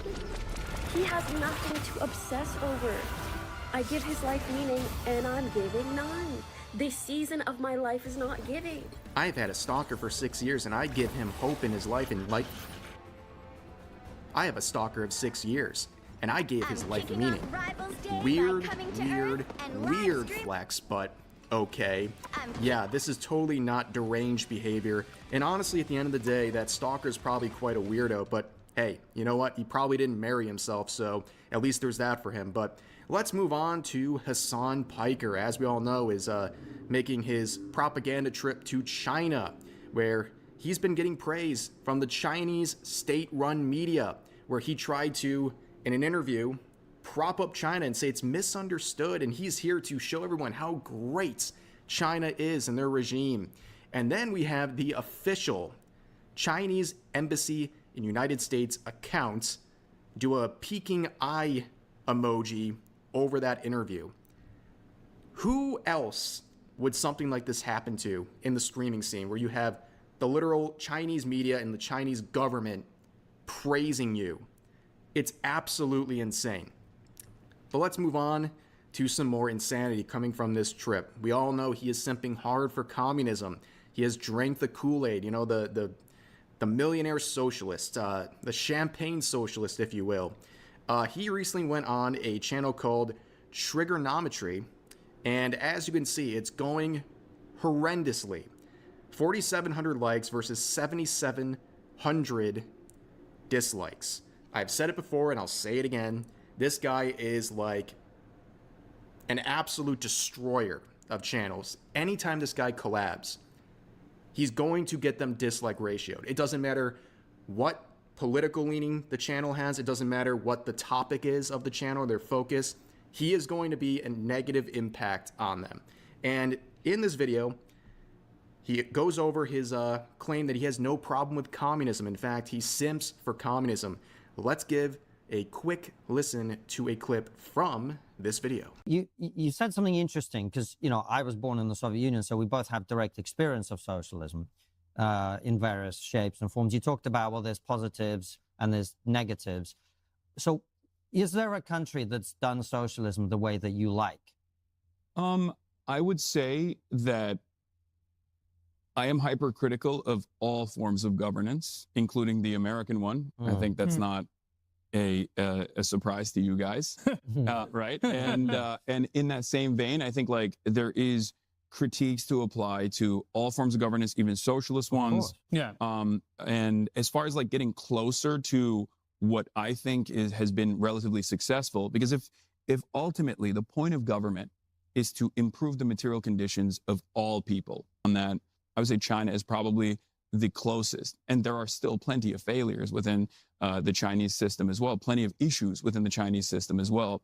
But that's probably the closest, I would say, to an example that we should follow and lessons that we should learn from. This is something that I talk about quite a bit. Yeah, I bet this goes hard if you're like an edgy 14-year-old trying to figure out the world. Yeah, this guy and his obsession with communism is just laughable, to say the least. Not only is it just embarrassing to simp for communist regimes, it's just stupid. It's just stupid, and it's hypocritical for a guy like him who would never want to give back to anyone or redistribute his own wealth. We all know that's a giant LARP of his. I don't know if it's delusions in his head or it's all just a LARP, who knows? But at the end of the day, he looks completely unrelatable to anyone listening to this, including his own audience, by the way, who's slowly kind of waking up. But let's read some of the comments. I looked for about 5+ minutes. I couldn't find anything remotely positive about this video, and it has 200K views. Here's some examples. This person with 3,500 likes, almost as many likes as the video itself, saying people who like communism are usually the ones who never lived under it. Very true. The next one with 2,500 likes, saying rich boy promoting communism. He's the biggest grifter around. The next one with nearly 2,000 likes, saying a Muslim communist. I wonder what the end goal is here. Here's some more, saying he's a communist with a Gucci bag. Got his Prada kicks. Gotta have his swag. That's, of course, from the song Communist with a Gucci Bag, which is about Hassan, of course. The next one says, trigonometry, better interview Asmongold. Oh, please. I would love to see that. It would absolutely, no pun intended, trigger Hassan greatly. Here's another comment saying it's a total waste of time to try to deal with a fundamentally dishonest person like Chunk's nephew. My grandma had a saying that covers it. Never try to teach a pig to sing. It just frustrates you and confuses the pig. The lying dog abuser would be the pig in this scenario. Well, thank you for the clarity. I'm glad we cleared that up. But that's a pretty good saying. And then the last one says, Hassan talks the most, yet says the least, Piker. Now, it's getting to him, okay? He is not happy about how this turned out in the public reception of this interview. And he is fuming at the comment section. He is literally hate watching his own comment section on this video and seeing people just tear him apart. It is the funniest thing ever. Him coming to the realization that, I guess people really don't like me and my political views. And it's wild that there's like no counter argument beyond, oh, this guy is a rich socialist. What a fucking hypocrite. It's like, okay, dude, well, you're a poor capitalist. You know what I mean? I'd rather be a fucking rich socialist than a broke boy defending capitalism. You know, you are advocating against your class interest. Lucy, like, you got some splaining to do. Yeah. What's your journey? What's been your journey through life? My rich daddy paid for everything. Then my rich Uncle Cenk gave me a job. Now I'm here with you. True. Well, I did start the interview by saying I'm a nepotism. Yeah, you recipient. kind of like it's that one is a little bit hard when you like are pretty like you're explicitly saying that, not like, you know. Yeah. Also, I financially take care of my dad, and you know, I've been independent since 2020. Did anyone else notice the way he diverts every time he gets cornered? They ask about immigration, he starts talking about trans issues. Yeah, guys, he's totally not mad. He's totally not mad right now. I've been noticing of recent, especially ever since the shot caller incident, he's getting increasingly angry, increasingly insecure, looking at more hate threads and hate comments, and he's also getting mad at his own audience, which we'll see in just a second. But he also recently revealed this, that he was offered a CBS debate with Ben Shapiro, and he declined because CBS requested that the debate topic would be about capitalism rather than Israel and Palestine. And here's Hasan's very interesting response to that. I leaked some tea after this video was going viral on Twitter, and that tea is that they literally are trying to get me to do a fucking debate on CBS News with a person that happens to be on this panel, Ben fucking Shapiro. That's right. They literally want me to do a CBS News debate with Ben Shapiro. And I said I would do it as long as it was about Israel-Palestine, and they want to do it over capitalism. And I was like, that's boring. Like Ben Shapiro or not, I think on the topic of capitalism, Hasan would have gotten bulldozed. It would have been a massacre, okay? And the thing with this is, look at his language. He's basically saying one of the most important topics, because clearly he's such a big supporter of communism. He hates capitalism, despite the fact that that's what made him a millionaire. But he calls it boring. He calls a topic that's very important to him, or at least supposed to be, boring. He's pretty much calling his own takes on that a grift. Like, it's a boring grift to him now. It's absolutely insane. It's pretty mask off when you think about it. And here's some of the comments. Bro knows he'd be more cooked than Biden's brain and dipped. Bro knows how much of a hypocrite he is. Poor dog just sits there in the corner all day. My entire grift is boring. I see he's still forcing his dog to be a prop in the background, and then one of the funniest AI gifs that's come out of this situation. Go, Kaya, go. Free yourself. But things get worse. So we've seen criticism of his political views. He's seeing it. He's seething about it. Then we're seeing him basically admit topics that are supposed to be important to him are boring. Now we're seeing him go after his own audience. And it happens because Burnt Peanut might not like him. So in case you're not familiar, Burnt Peanut is a pretty popular streamer who's gotten a lot of attention recently. A little controversy because he was nominated in the Streamer Awards for the topic of Best VTuber. And some people are like, you're not a VTuber. I don't really know. I don't really care because the Streamer Awards are a joke. But that's how a lot of people got introduced to him recently. And his streams do really well. And people think he's entertaining. But someone brought up this guy, this Burnt Peanut person.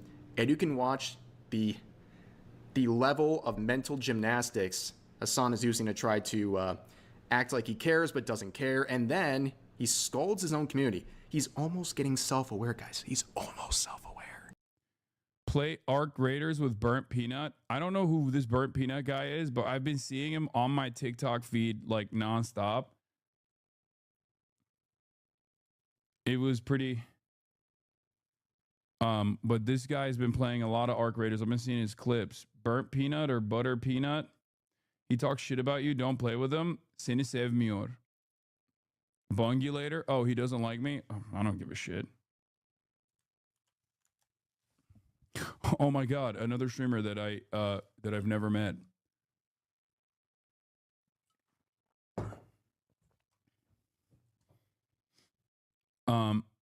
Do not play with him. He's a fucking fascist. I highly doubt that he is a fascist, chatter. He's a professor of Marxism at Yale. Yeah. He gets paranoid because of your politics. He gets paranoid, understandably, because I have chatters in here that immediately went, do not even touch that guy with a 10-foot pole. He's a fascist. And obviously, if you're like a normal content creator, why in the ever-loving fuck would you ever want to be around someone like myself whose community instantly goes, that's a white supremacist, racist, fascist? Yeah. Why would anybody subject themselves to that kind of insincere, psychopathic lens?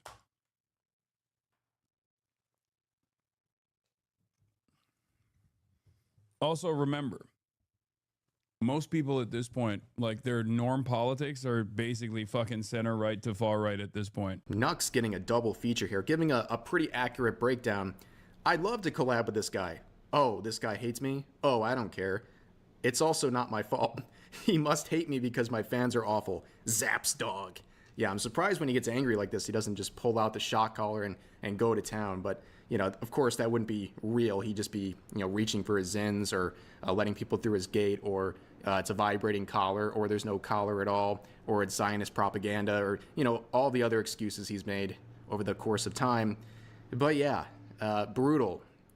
Yeah, he finds out people don't really like him. And from what I hear, right, it sounds like the burnt peanut guy might have made like a shock collar joke. And that's pretty much it. Like, shock collar joke, you're fascist now.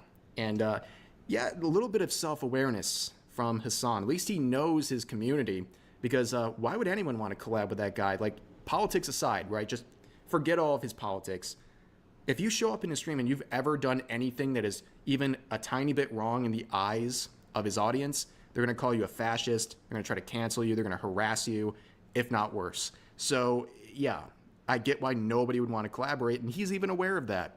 But also, that is the community you've been pandering to for years. So I don't think it should surprise anyone like Hasan. This is the fruits of your own labor. But yeah, that is the video for today.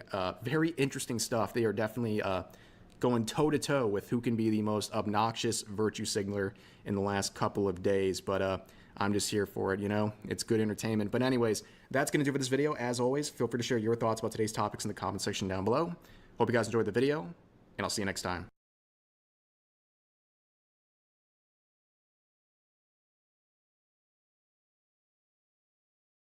Accountability is something that we all must inevitably face at one point during our lives. Whether we hurt the feelings of a loved one or just straight up clog the toilet to unimaginable degrees, we simply just have to take a step back sometimes and say, sorry, my bad, I screwed up.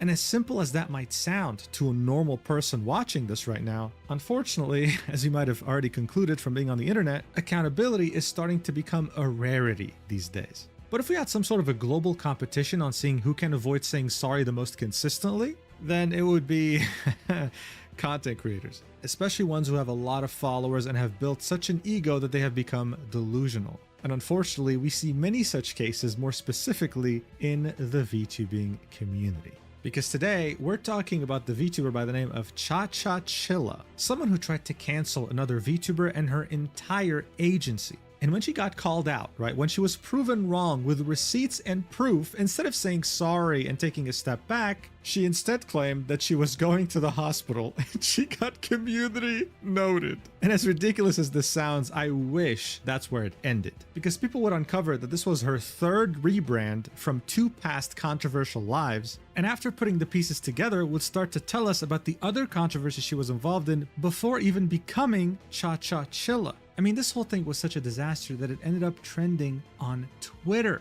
Guys, as this was happening, I could not believe my eyes. Not only was this crash out incredibly bad, but it involved a person that literally had zero self-awareness. I can't see this happening otherwise. The humiliation and embarrassment would be too much to handle for a normal person. So look, by now you know me. Once I see a catastrophe like this unfold before my eyes, I think to myself, man, I have to talk to you guys about this. So without further ado, let's do this.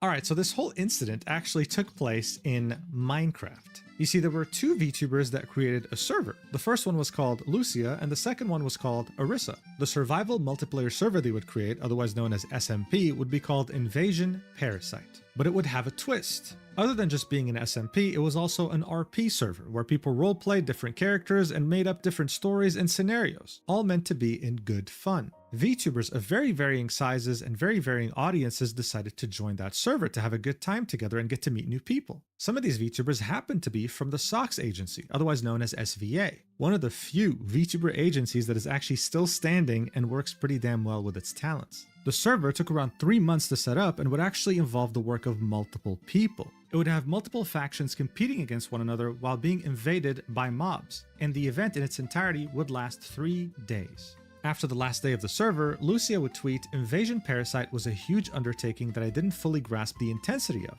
She'd say that it all started as a silly little idea between her and Orisa, all while thanking the people who helped her set it up, as well as talk about some of the issues that popped up that they were able to get through anyway. She mentioned how some people produced music, art, and stories in the server that she was blown away by and that she was very grateful. Overall, a pretty healthy conclusion, right? Well, this was tweeted on November 17th, 2025. On the same day, an hour earlier before Lucia made her tweet, ChaChaChilla would herself make a tweet saying, "I think it's weird that people will act like they're better than you and literally call you inferior to your face and then act like you're the problem." Now, of course, initially her community was concerned, like, what do you mean? Who called you inferior? Who could do that? Half an hour later, she would make yet another tweet, this time longer and specifying exactly what she meant, saying, "I wanted to take a moment to apologize for how I reacted on the last day of the SMP. I got genuinely frustrated and let that frustration turn into anger, and that wasn't fair to anyone. I'm sorry for the way I spoke. That said, I want to be honest about where that frustration came from, because I think it matters. From the start of the SMP, we agreed to hold off on griefing until day 3 so everyone could settle in, build, and actually enjoy the opening experience. When griefing started on days 1 and 2, it didn't just break the rules, it broke the spirit of what we were trying to create together. On top of that, hearing things like my team being inferior or that we deserved to die got under my skin more than I expected. I didn't handle that well, and I should have stepped back instead of blowing up. I'm not here to hold grudges though, I want to move forward and be better and not let my anger get the best of me no matter the circumstance." Alright, well, you read this and you think, okay, well maybe there was some miscommunication in the server, but overall, it's fine. She took a step back, she was like, "I'm fine with it, not holding grudges, let's move on." Except that's not where things ended, right? She would then reply to this tweet and say, "And I also want to be honest about something personal. Being called inferior hit me harder than I let on because I'm disabled. I deal with those kinds of assumptions in real life more often than people realize, and hearing it in a space that's supposed to be fun and welcoming cut a lot deeper. I don't expect everyone to tiptoe around me, but I do expect basic respect. For me, and for anyone else who might be carrying something you can't see, comments like that don't just stay in the game, they stick with you. And that's part of why I reacted the way I did." Alright, maybe that was a bit of a stretch. I mean, this is a roleplay server, right? This is just the word inferior here. But it's okay, we can just call that miscommunication, guys. It happens, it's not a big deal. If ChaChaChilla had just shut up and not done anything else, things would have been completely okay. Except she didn't, right? Of course she didn't. And the next day, she would start off an incident so massive that it would start trending on Twitter. On November 18th, 2025, ChaChaChilla would make this tweet, saying, "I tried to talk to Flork about one of his talents having a habit of calling people inferior and how that can seem to disabled people. However, he blocked me and said not to bring up my personal issues with his talents. I believe calling somebody inferior is demeaning, as it's historically used context. AdFreeVT called us that. If you support Sock's VTuber agency, aka SVA, this is what you're supporting." She would then link a clip of 3 seconds. Watch. I literally almost died in the first 2 minutes. Alright, so there's a lot happening in this clip, but near the end, right, what she's trying to highlight is AdFreeVT saying, "You're inferior, we're just better." Just as a reminder, right, we're in Minecraft, they're role-playing, and it does involve player versus player fighting. Alright, that's just all I'll say before we continue, alright? Now, she would refer to someone called Flork, and that would actually be the CEO of Sock's agency, of SVA. So she was out here trying to cancel one of his talents for calling her inferior while calling him out directly, saying that he wasn't doing anything about this. Now look, I don't know what she was expecting, maybe seeing some people rally behind her, maybe she felt that she was truly fighting for a greater cause here, but almost immediately after posting this, the entire VTubing community just went up against her because God, this was such a ridiculous thing to cry about. Malfina, who is part of SVA, would say, "A habit? A 3-second clip is a habit where the person isn't seen?" The word was spoken in a roleplay based around factions fighting a war against one another. Wilders were also making comments against other teams. That's how it works. What's unprofessional is approaching Flork as you did, purely trying to get AdFree into some sort of trouble, then being unable to provide evidence. What's unprofessional is stretching his "this is your fight" to him, allegedly approving the word inferior as an attack against disabled people. What's unprofessional is shouting about high raids and subs around those who are roleplaying respectfully in open areas. What's unprofessional is starting to instigate other players even after a mod told you to stop, then playing victim as was seen on your stream. She would then specify that this had nothing to do with disabilities and would end this by saying, "This all started because Addy unfriended you. Everyone has the choice to do so. This is a sad reaction." So this of course adds a lot of context that was missing in that initial callout post. As I mentioned earlier, this server had multiple factions, 3 to be exact. They were all competing against one another for the end goal of the entire story involving the server. So I'm sure many of you watching might have played sports or played just online games in general and understand that shit-talking your opponent is a very normal thing to do, especially saying something like inferior. This wasn't a slur or anything, right? It was actually extremely harmless. Pretty much everyone from SVA stood up for ad-free, saying, hey, this is a roleplay server, dumbass. And you even had disabled people. The group of people that she claimed to be speaking for come out against her, saying, yo, you're a dumbass. Inferior is not a slur, come on. And then you'd see another member from SVA by the name of Yami add more context about their past experiences with Chachachilla, quote tweeting her callout post and saying, oh hey, it's the person who kept following me around all of Offkai after I told them to stop and I had to warn security over her. Offkai, of course, is a yearly VTuber convention. She continues, the person who was overstepping my boundaries and touching my arm in comfort over and over when I told them not to touch me and spoke at me like I was less than them, saying I was so brave for going to Offkai as a trans person rather than talking to me like a normal person. You don't get to play the victim when you've hurt and disrespected so many people, and many know about your past life and the terrible things you've done there too. All I can do is wish you find the help you need. Step away from the internet, find professional help, and breathe. Maybe the world will be brighter for you one day where you don't find a need to validate your existence by trying to bring down others. So yeah, this wasn't just any random call-out post. This person apparently had a history of being very weird and even had a past life. She used to be another VTuber, but we'll get into that later. For now though, the CEO himself of SVA would quote tweet her call-out post and tell us about his side of the story, saying, yes, I did snap at you in DMs because you were told not to contact me anymore prior to this. Lucia's team investigated the first piece of evidence you showed them regarding ad-free and it was not even them speaking, video included. Their team there gave you the statement on what was happening. It was roleplay in a Minecraft faction roleplay, and I will wholeheartedly back my talent that they did no wrong, especially in a 4-second out of context clip you originally showed. He'd link a 14-second video, and this was actually what Chacha had sent Lucia's team, right, the person behind the server, to prove that ad-free was somehow an ableist, someone who discriminates against disabled people. Watch for yourself. Trading, guys. They're wild. Guys, they're like, gotta give them a yeah, pass. what's happening with that? Brains are a little smaller. Dude, now it's gonna put, oh my god, her. I was never a wilder, thank you very much. Yeah, it's true, I never. Right, so in this clip, you can see a bunch of VTubers saying that the opposite faction, the Wilders, have smaller brains. I guess Chacha was trying to say that this was ableist, like they were making fun of disabled people. Like, what? Disabled people have smaller brains or something? Yet another stretch. Even better, Flork would be claiming in his post that the clip that Chacha had sent the mod team didn't even have ad-free speaking in it to begin with. I mean, by this point, the circus was in full swing. This post almost has 1 million views, by the way. This was so ridiculous, it blew so much out of proportion. He would then reply to his post and say, you also stated here other people do it, so why focus on me/SVA? Was it before I told you to not message me any longer as of early October? And he'd link 2 images. Here we can see Chacha saying, really? Because as I see it, nothing has been taken care of. You guys have known about the inferior things. Lots of people have been calling us it. In the other image, we can see Flork saying, hi Chacha, I will admit I'm a little uncomfortable with your messages right now. I have been extremely busy because of corpo work and my other work. Though earlier in the year I had more time so I was able to message a bit more freely, I have not had that free time lately. Me not consistently DMing you is not a personal thing, however because of this I'm not sure if I'm comfortable to keep up communication. Best of luck, Chacha. This happened on the 6th of October 2025, and after this he would block her. It seemed like that really bothered her and she's held a grudge against him ever since. He would then continue the thread, saying, listen, we knew you were going to fucking do this because you did this shit before to other people. I knew you were going to drop this late. Maybe you thought I'd be asleep so you could get an edge on me? I specifically stayed up because we knew you were going to do this. I don't know why the focus was on me so hard, especially if your problem was ad-free. I don't want anything to do with you.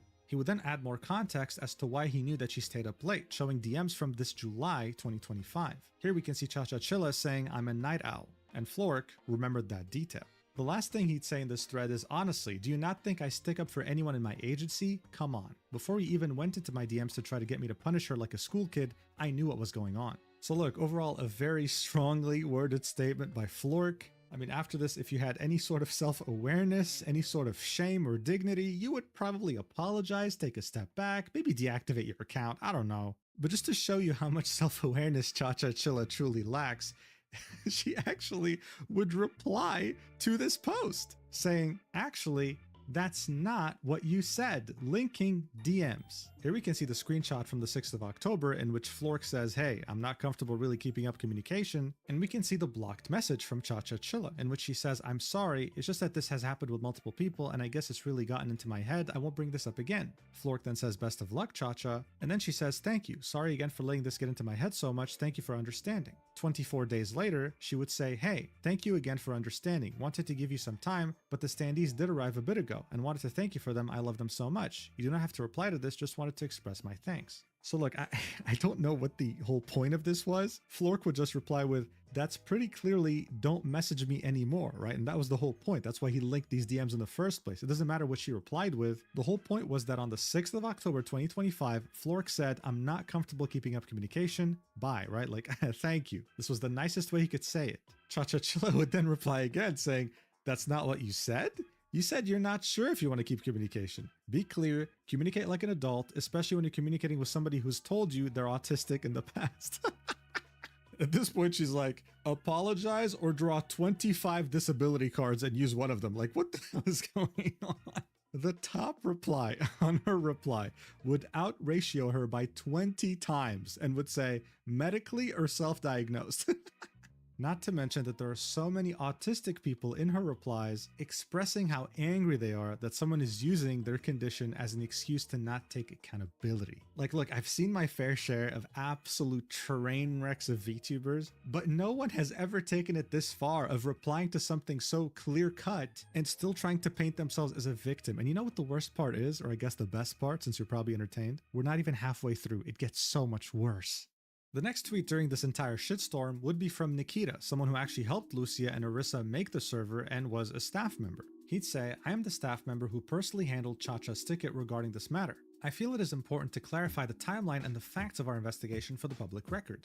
Initial contact. This issue began when Cha-Cha posted a call-out in the public Wilders faction Discord channel tagging ad-free. I removed that post to de-escalate public tension and immediately reached out to Cha-Cha privately to explain that public callouts can create a hostile environment.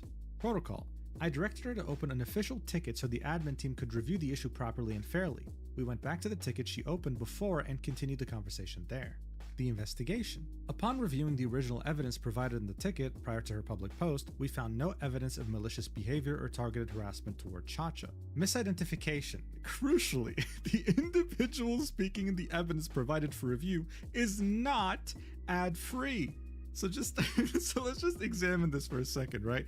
A staff member is telling us right now that the person who was saying inferior to begin with wasn't even ad-free. This whole incident happened on the basis of wrong delusional information. Absolutely incredible. Anyway, the next section would be called Event Context. This was a 3-day Minecraft faction PvP event featuring 3 distinct factions. Wilders, military, and scientists. Intense, in-character banter and trash talk between factions are common expectations of the roleplay genre rather than malicious attacks. All 3 factions engaged in this behavior as part of the competitive atmosphere throughout the 3 days. And if someone ever took it too far and turned it into hate speech or targeting specific individuals, staff would reprimand said individual and remove them from the server.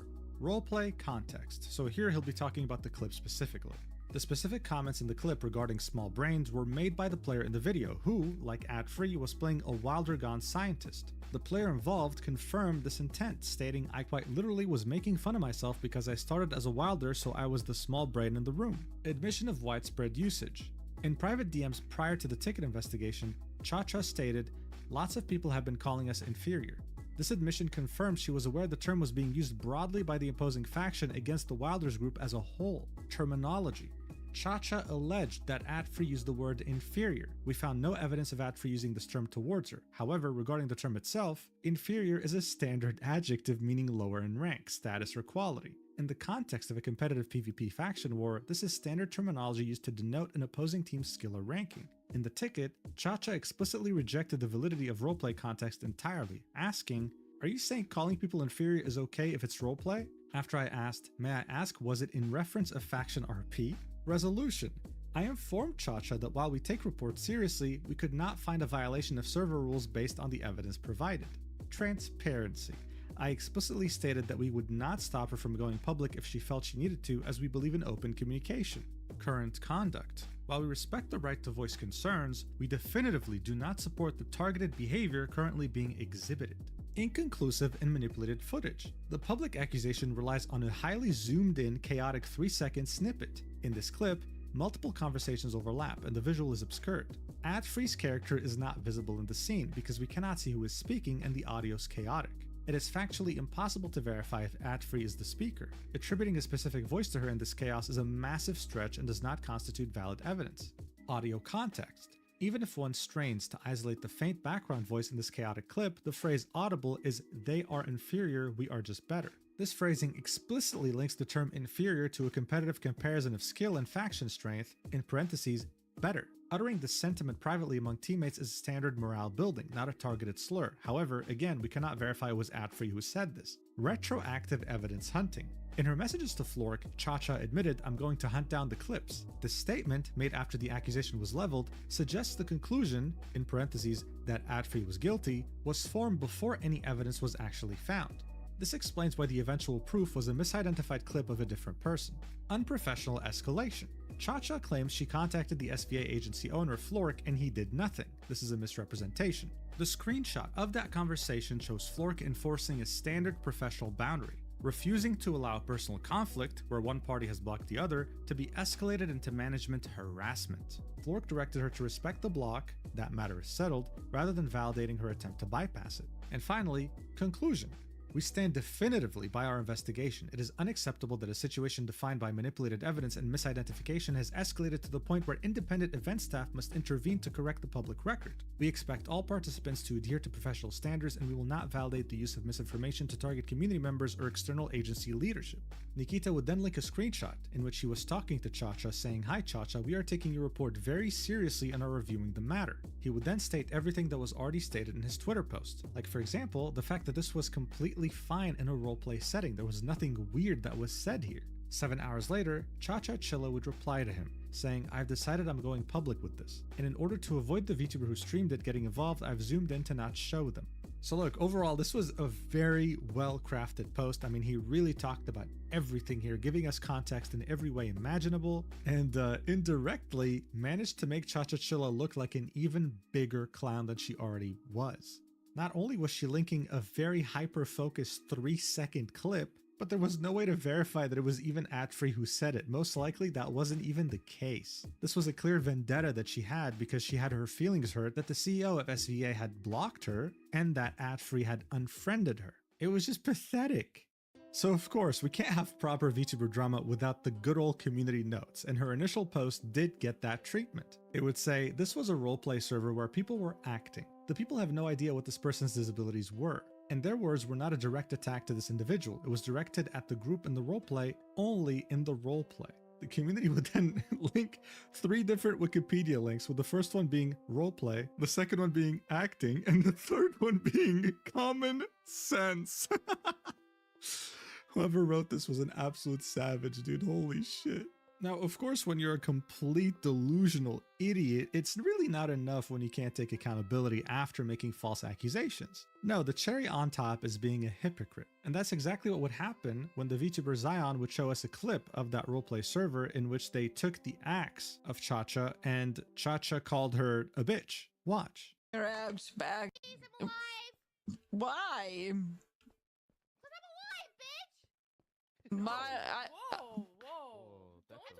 So Cha-Cha's out here saying, "Oh my god, name calling, you're calling me inferior, ableist, blah blah blah." Bro, whoa, whoa. You're out here using the B word, woman. As everything was burning, and this was literally trending on Twitter, Adfree would make this tweet saying, "Oh hey, good morning," in which you'd see this gif that sums things up very perfectly. You know, walking into a burning apartment, dude. But you see, the thing with Cha-Cha Chilla is that she had so much more to offer to the world. That's right, even after everything that's happened so far, she didn't think it would be a good idea to get rid of her phone or something. No, instead she'd get the incredible idea of making things 100 times worse. By not shutting up, and going as far as starting a fundraiser to sue people defaming her name. I wish I was joking. After Cha-Cha Chilla's tweet would get community noted, she would swiftly delete it. But that didn't stop the whole incident from trending on Twitter and making people aware of who Cha-Cha Chilla truly was. This is when people would start to uncover her past. Apollo Mythos would make this tweet saying, "Let me give you some more context. Cha-Cha Chilla, aka Bunny Alisu. I was nice, respectful, and tried to be a friend at the time. I wanted you to get help. You harassed me and my friends and so many others for years. You have doxed IRL faces / names, bullied, spread lies, and got blacklisted from Mythos for a good reason." Mythos being the agency that she's a part of. "I gave them a 10+ page document. When we didn't give you what you wanted, you did revenge porn." Yes, that's the P word, adult videos.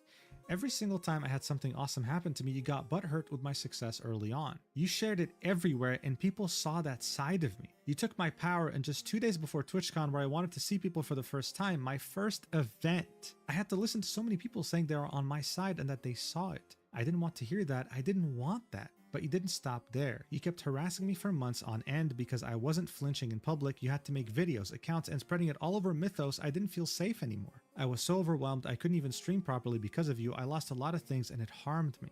So obviously that's a crazy accusation, right? It seemed like Cha-Cha Chilla wasn't just someone who was desperate for clout, going after an agency and its CEO. This was someone who was genuinely dangerous, who had hurt people in the past and tried to rebrand to get away from that without, of course, taking any accountability. The replies on this post would be nothing but supportive to Apollo, with quite a few friends confirming, "Yes, you went through so much, we're here for you, and now you can finally let it out comfortably because we're here to back you up."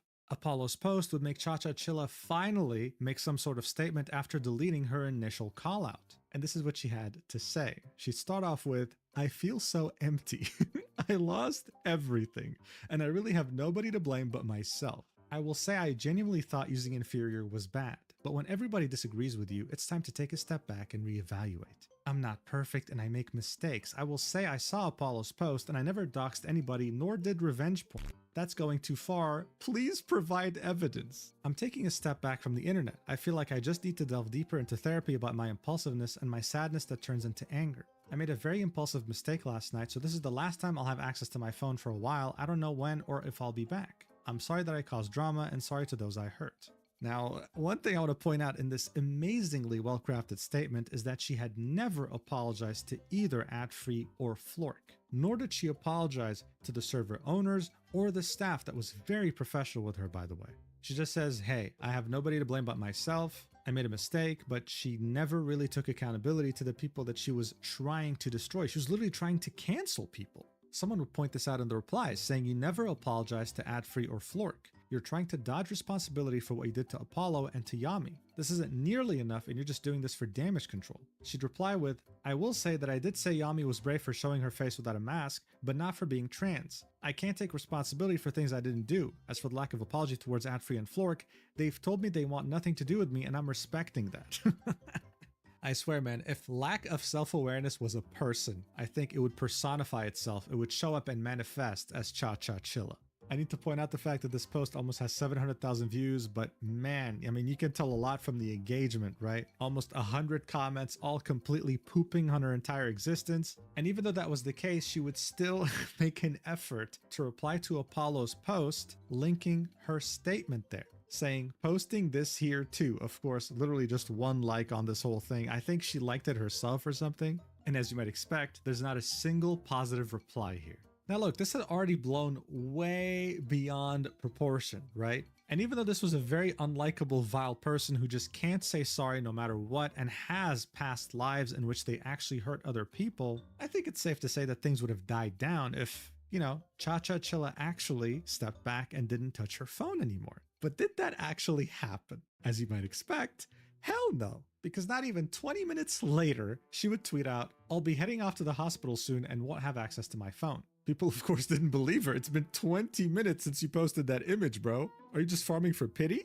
She would then reply to her post saying, "Since people don't believe me," while linking an image of presumably her in a hospital room while censoring her face. People still didn't believe her, so she replied even further, saying, "Also, I wasn't hospitalized in under 22 minutes. I had been there since November 17th. I was waiting to be transferred to a psych ward. However, the psych ward was full, so I was discharged instead." Linking an image that showed her hospital history, saying that on November 17th, 2025, she had gone to the emergency department. So what she didn't realize by doing this is that she exposed the fact that she had made her initial call-out post while being in the hospital, which meant that her tweet saying I'm headed to the hospital was a lie. She was already there. She was only fishing for attention. Her initial call-out post was made on November 18th, 2025. She made this while waiting to go to the psych ward. So I'm sure it comes as no surprise that her hospital post got community noted. But before we get into that, we'd find out through another VTuber's quote tweet that Cha-Cha Chilla didn't just have one past life, she had two. They'd say, "You don't know when to quit, do you?" 3 years ago, before she was Cha-Cha Chilla, before she was Bunny Ilisu, she was Nia Charisse. She tried to cancel me on my birthday subathon when I was being vulnerable to her privately, and she twisted my insecurities to try and scare me out of the VTubing space. She also tried to drive a wedge between me and one of my best friends while screwing them out of hundreds of dollars. Seeing you do all this and worse to so many other people makes me fucking sick. 3 years later and you haven't changed a bit, fuck off and never come back. It seemed like Cha-Cha had a track record, and every time she would get caught, she would just rebrand into a new VTuber.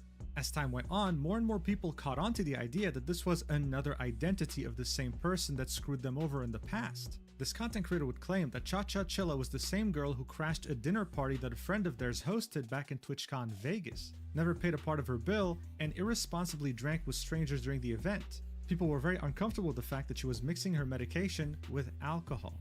The list, of course, here would go on, with her being accused of spreading multiple false rumors about the content creator and their friends in question, and sending lewd photos of herself with zero consent to this content creator that she since then deleted, even claiming that Cha-Cha Chilla was also a doxer, something that many others in the community have already claimed. This wasn't just a serial offender at this point, this was like an on-the-run fugitive in the VTuber community. What the hell is this? But the thing is, this wasn't just about her past controversies. People were doubting the picture that she linked. Even though her face is censored, you can see on the edge here that the hair is pink and it's fairly long.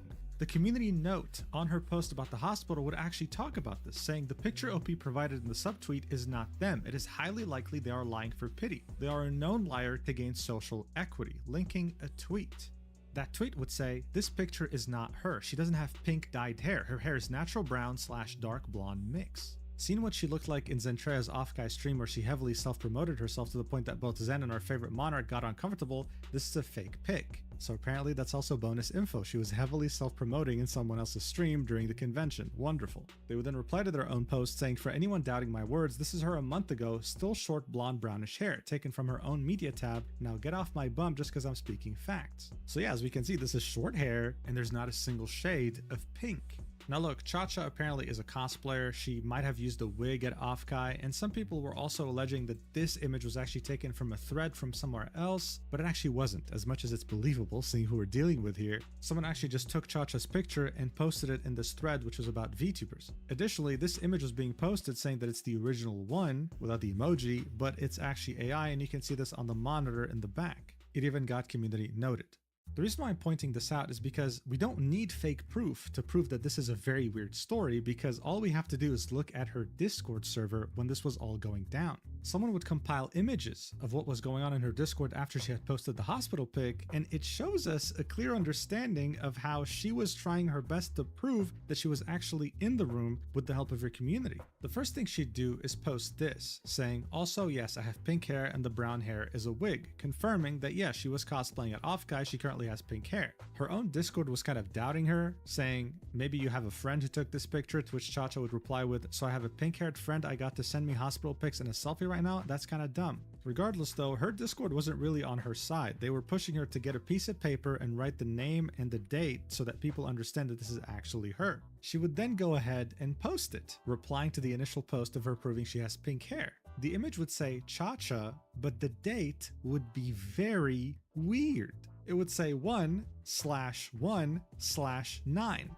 That's what it looked like. Her Discord would point this out. What is this, 119? To which Cha-Cha would say, "No, it's meant to say 11/19. I know my handwriting is bad, but damn." Someone would then say, "What's with the date and different hair shade?" To which she would say, "The hair is the same, it's my same hair." A couple of people would believe this, but many others wouldn't. Some of the people in the Discord would ask her to take another picture that's clearer, that has a better date, and she would say, "Because you're doubting me when I'm showing proof and making me take more and more photos, it feels like you're trolling me." She'd then finally give in and say, "Fine, I'll take another photo with the same shirt that she had worn in the hospital." And then as someone was giving her advice as to how she could stand up to make the lighting look better and match the picture in the hospital, she would say, "I don't like standing a lot. I stood for one photo quickly and started feeling dizzy." Someone would say, come on now. To which she would say, you do realize I have a heart condition that makes me faint when I stand for long periods? I can show you the tilt table test. To which one of the people trying to help her would say, okay, I give up, you are a liar. She would then post the image of that test, right? Even though a lot of people were already turning on her by this point. And after many minutes of arguing about how she gets dizzy when she's standing up and how she can't do it, someone would just say, hey, can you just do it sitting down? Can you just shut up and do it sitting down? She'd say, okay, fine. And then she'd finally take another picture with her sitting down. As far as I'm aware though, she wouldn't post this one on Twitter. Someone would mention that she's missing the paper that says the date and her name, to which she would say, what the fuck, you didn't say that, like you didn't specify for me to take it with it. Her Discord would then start infighting, right? Some people were on Chacha's side, some people weren't, and they would just start like going at each other's throats, and she would just stop participating in the conversation. So yeah, here's the image of her sitting down, because again, if she stands up, she'll just faint, guys. Here's the hospital one. Is it the same shade? Up to you to decide. But one thing is for certain, this image is really weird.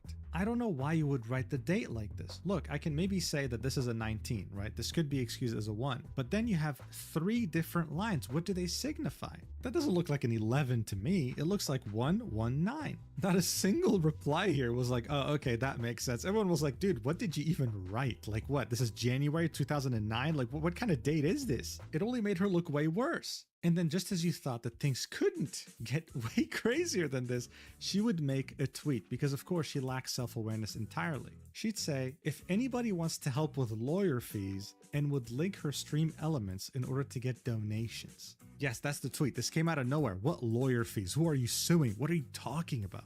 It would only be the next day in which she would finally specify what she's raising lawyer funds for, saying, for those that wanted me to specify, I plan on taking Apollo to court and suing her for slander and defamation. She has stated many false things about me with no evidence to back these claims up. Apollo would then quote tweet that and say, I hope you do, that would be so funny. Now, I don't know what could have possibly changed ChaChaChilla's mind here, but shortly afterwards, she would delete that tweet. She would also delete the tweet in which she was asking for lawyer fees, right? And the funny thing here is that if she actually were to sue, which come on, everyone knew that would never happen, the burden of proof would actually fall upon her. She would have to prove that she's innocent, right? And so far, she's been doing a terrible job at this. Man, it's insane what delusion and narcissism can do. In any case, Flork would end this by saying, okay, folks, while I deeply appreciate the support, the matter is done and over with now. There's no need to continue with it. Let's not tell someone to KYS, let's lower the temperature. What's done is done and the matter is over. I wish it didn't get to that point, but it is what it is. I wouldn't wish anyone getting to a mental breaking point. Chacha, I don't know what drove you to all this. Get the help you need and move on. You can't keep doing this in public, getting backlash when people defend themselves and then get to this point. He would then go ahead and say that he does forgive her, but hopes that she evaluates if this stuff is right for her. He hopes that she can get help. Free, the one who was also blamed by Chacha, would say, I have a lot of incredibly sweet DMs. Thank you for checking up on me. I promise normally I'm a silly little bug and I'll get back to that soon. More than anything, I think we should celebrate the incredible job Lucia and the team did. You guys navigated unknown terrain and made sure that everyone was having a blast, sometimes literally. Cheers to the next one. We live, we learn, we entertain. She would then express how lucky she is to have her agency, SVA, and that she couldn't imagine going through this as an independent VTuber. So yeah, this whole thing was just wild, a complete roller coaster of emotions. And just like any big problem that blows out of proportion in many of my videos, or just on Twitter in general, it could have ended way earlier if the person involved had just apologized and taken a step back. ChaChaChilla isn't some random VTuber. This is someone with past history who has hurt people deeply. The good news though is that their new attempt to reinvent themselves has completely failed, and she'll probably make another account in the coming year or something, I don't know. If there's one silver lining here is that it did raise awareness on Sock's agency, on the fact that its own CEO will defend his talents like no one else. That's a really cool thing to have. At the same time, it also did raise more awareness on the efforts of Lucia and Orisa when it came to making that server. Hopefully next time, it'll be even bigger and better and won't have any problematic people involved. And finally, when it comes to ChaChaChilla, the last tweet you can see on her feed was her saying that she has pink hair and that the brown hair is a wig. However, she did make another tweet along the lines of, I've seen many people say that I should get a real job, but I'm disabled, blah, blah, blah, really pushing the whole disabled narrative even further. But she deleted that tweet, and I had no time to take a screenshot of it. However, we can still see her talking about this in the replies. Someone said, okay, you can't do a physical job, then get a desk job, to which she would say, are you going to pay for my college degree? She hasn't learned a single thing, she hasn't apologized to a single person, and overall, she's absolutely hopeless. It's incredible what some people will do instead of just saying sorry. Anyway, thank you so much for watching this roller coaster train wreck nuclear bomb until the end. I really appreciate it. I also wanted to quickly mention that Gamersubs has a new drop right now and it looks really cool. So if you're interested, make sure to use the code Mugen for 10% off your total order. I'll see you in the next video whenever that is, and please take care until then. Love you. Mwah.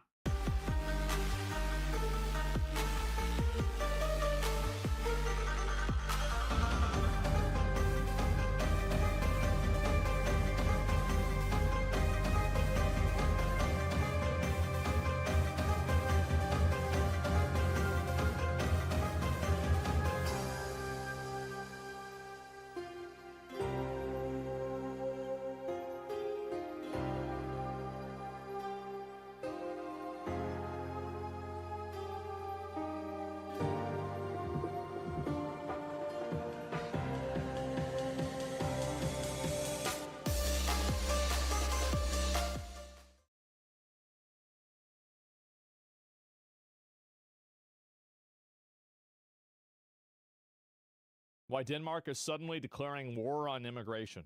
This is Denmark, a country of just over 6 No million yeah. people. It For finally decades, got it's been exposed. famous for being one of the happiest places on earth. Yeah, wow. Universal health care, free Pretty good. education, Wow. a society built on trust. This and is the reason, by the way, you can't accept a bunch of immigrants, is because the people are going to come in there and they're not going to have these values. They're going to change everything, and they're going to be a drain on all these systems.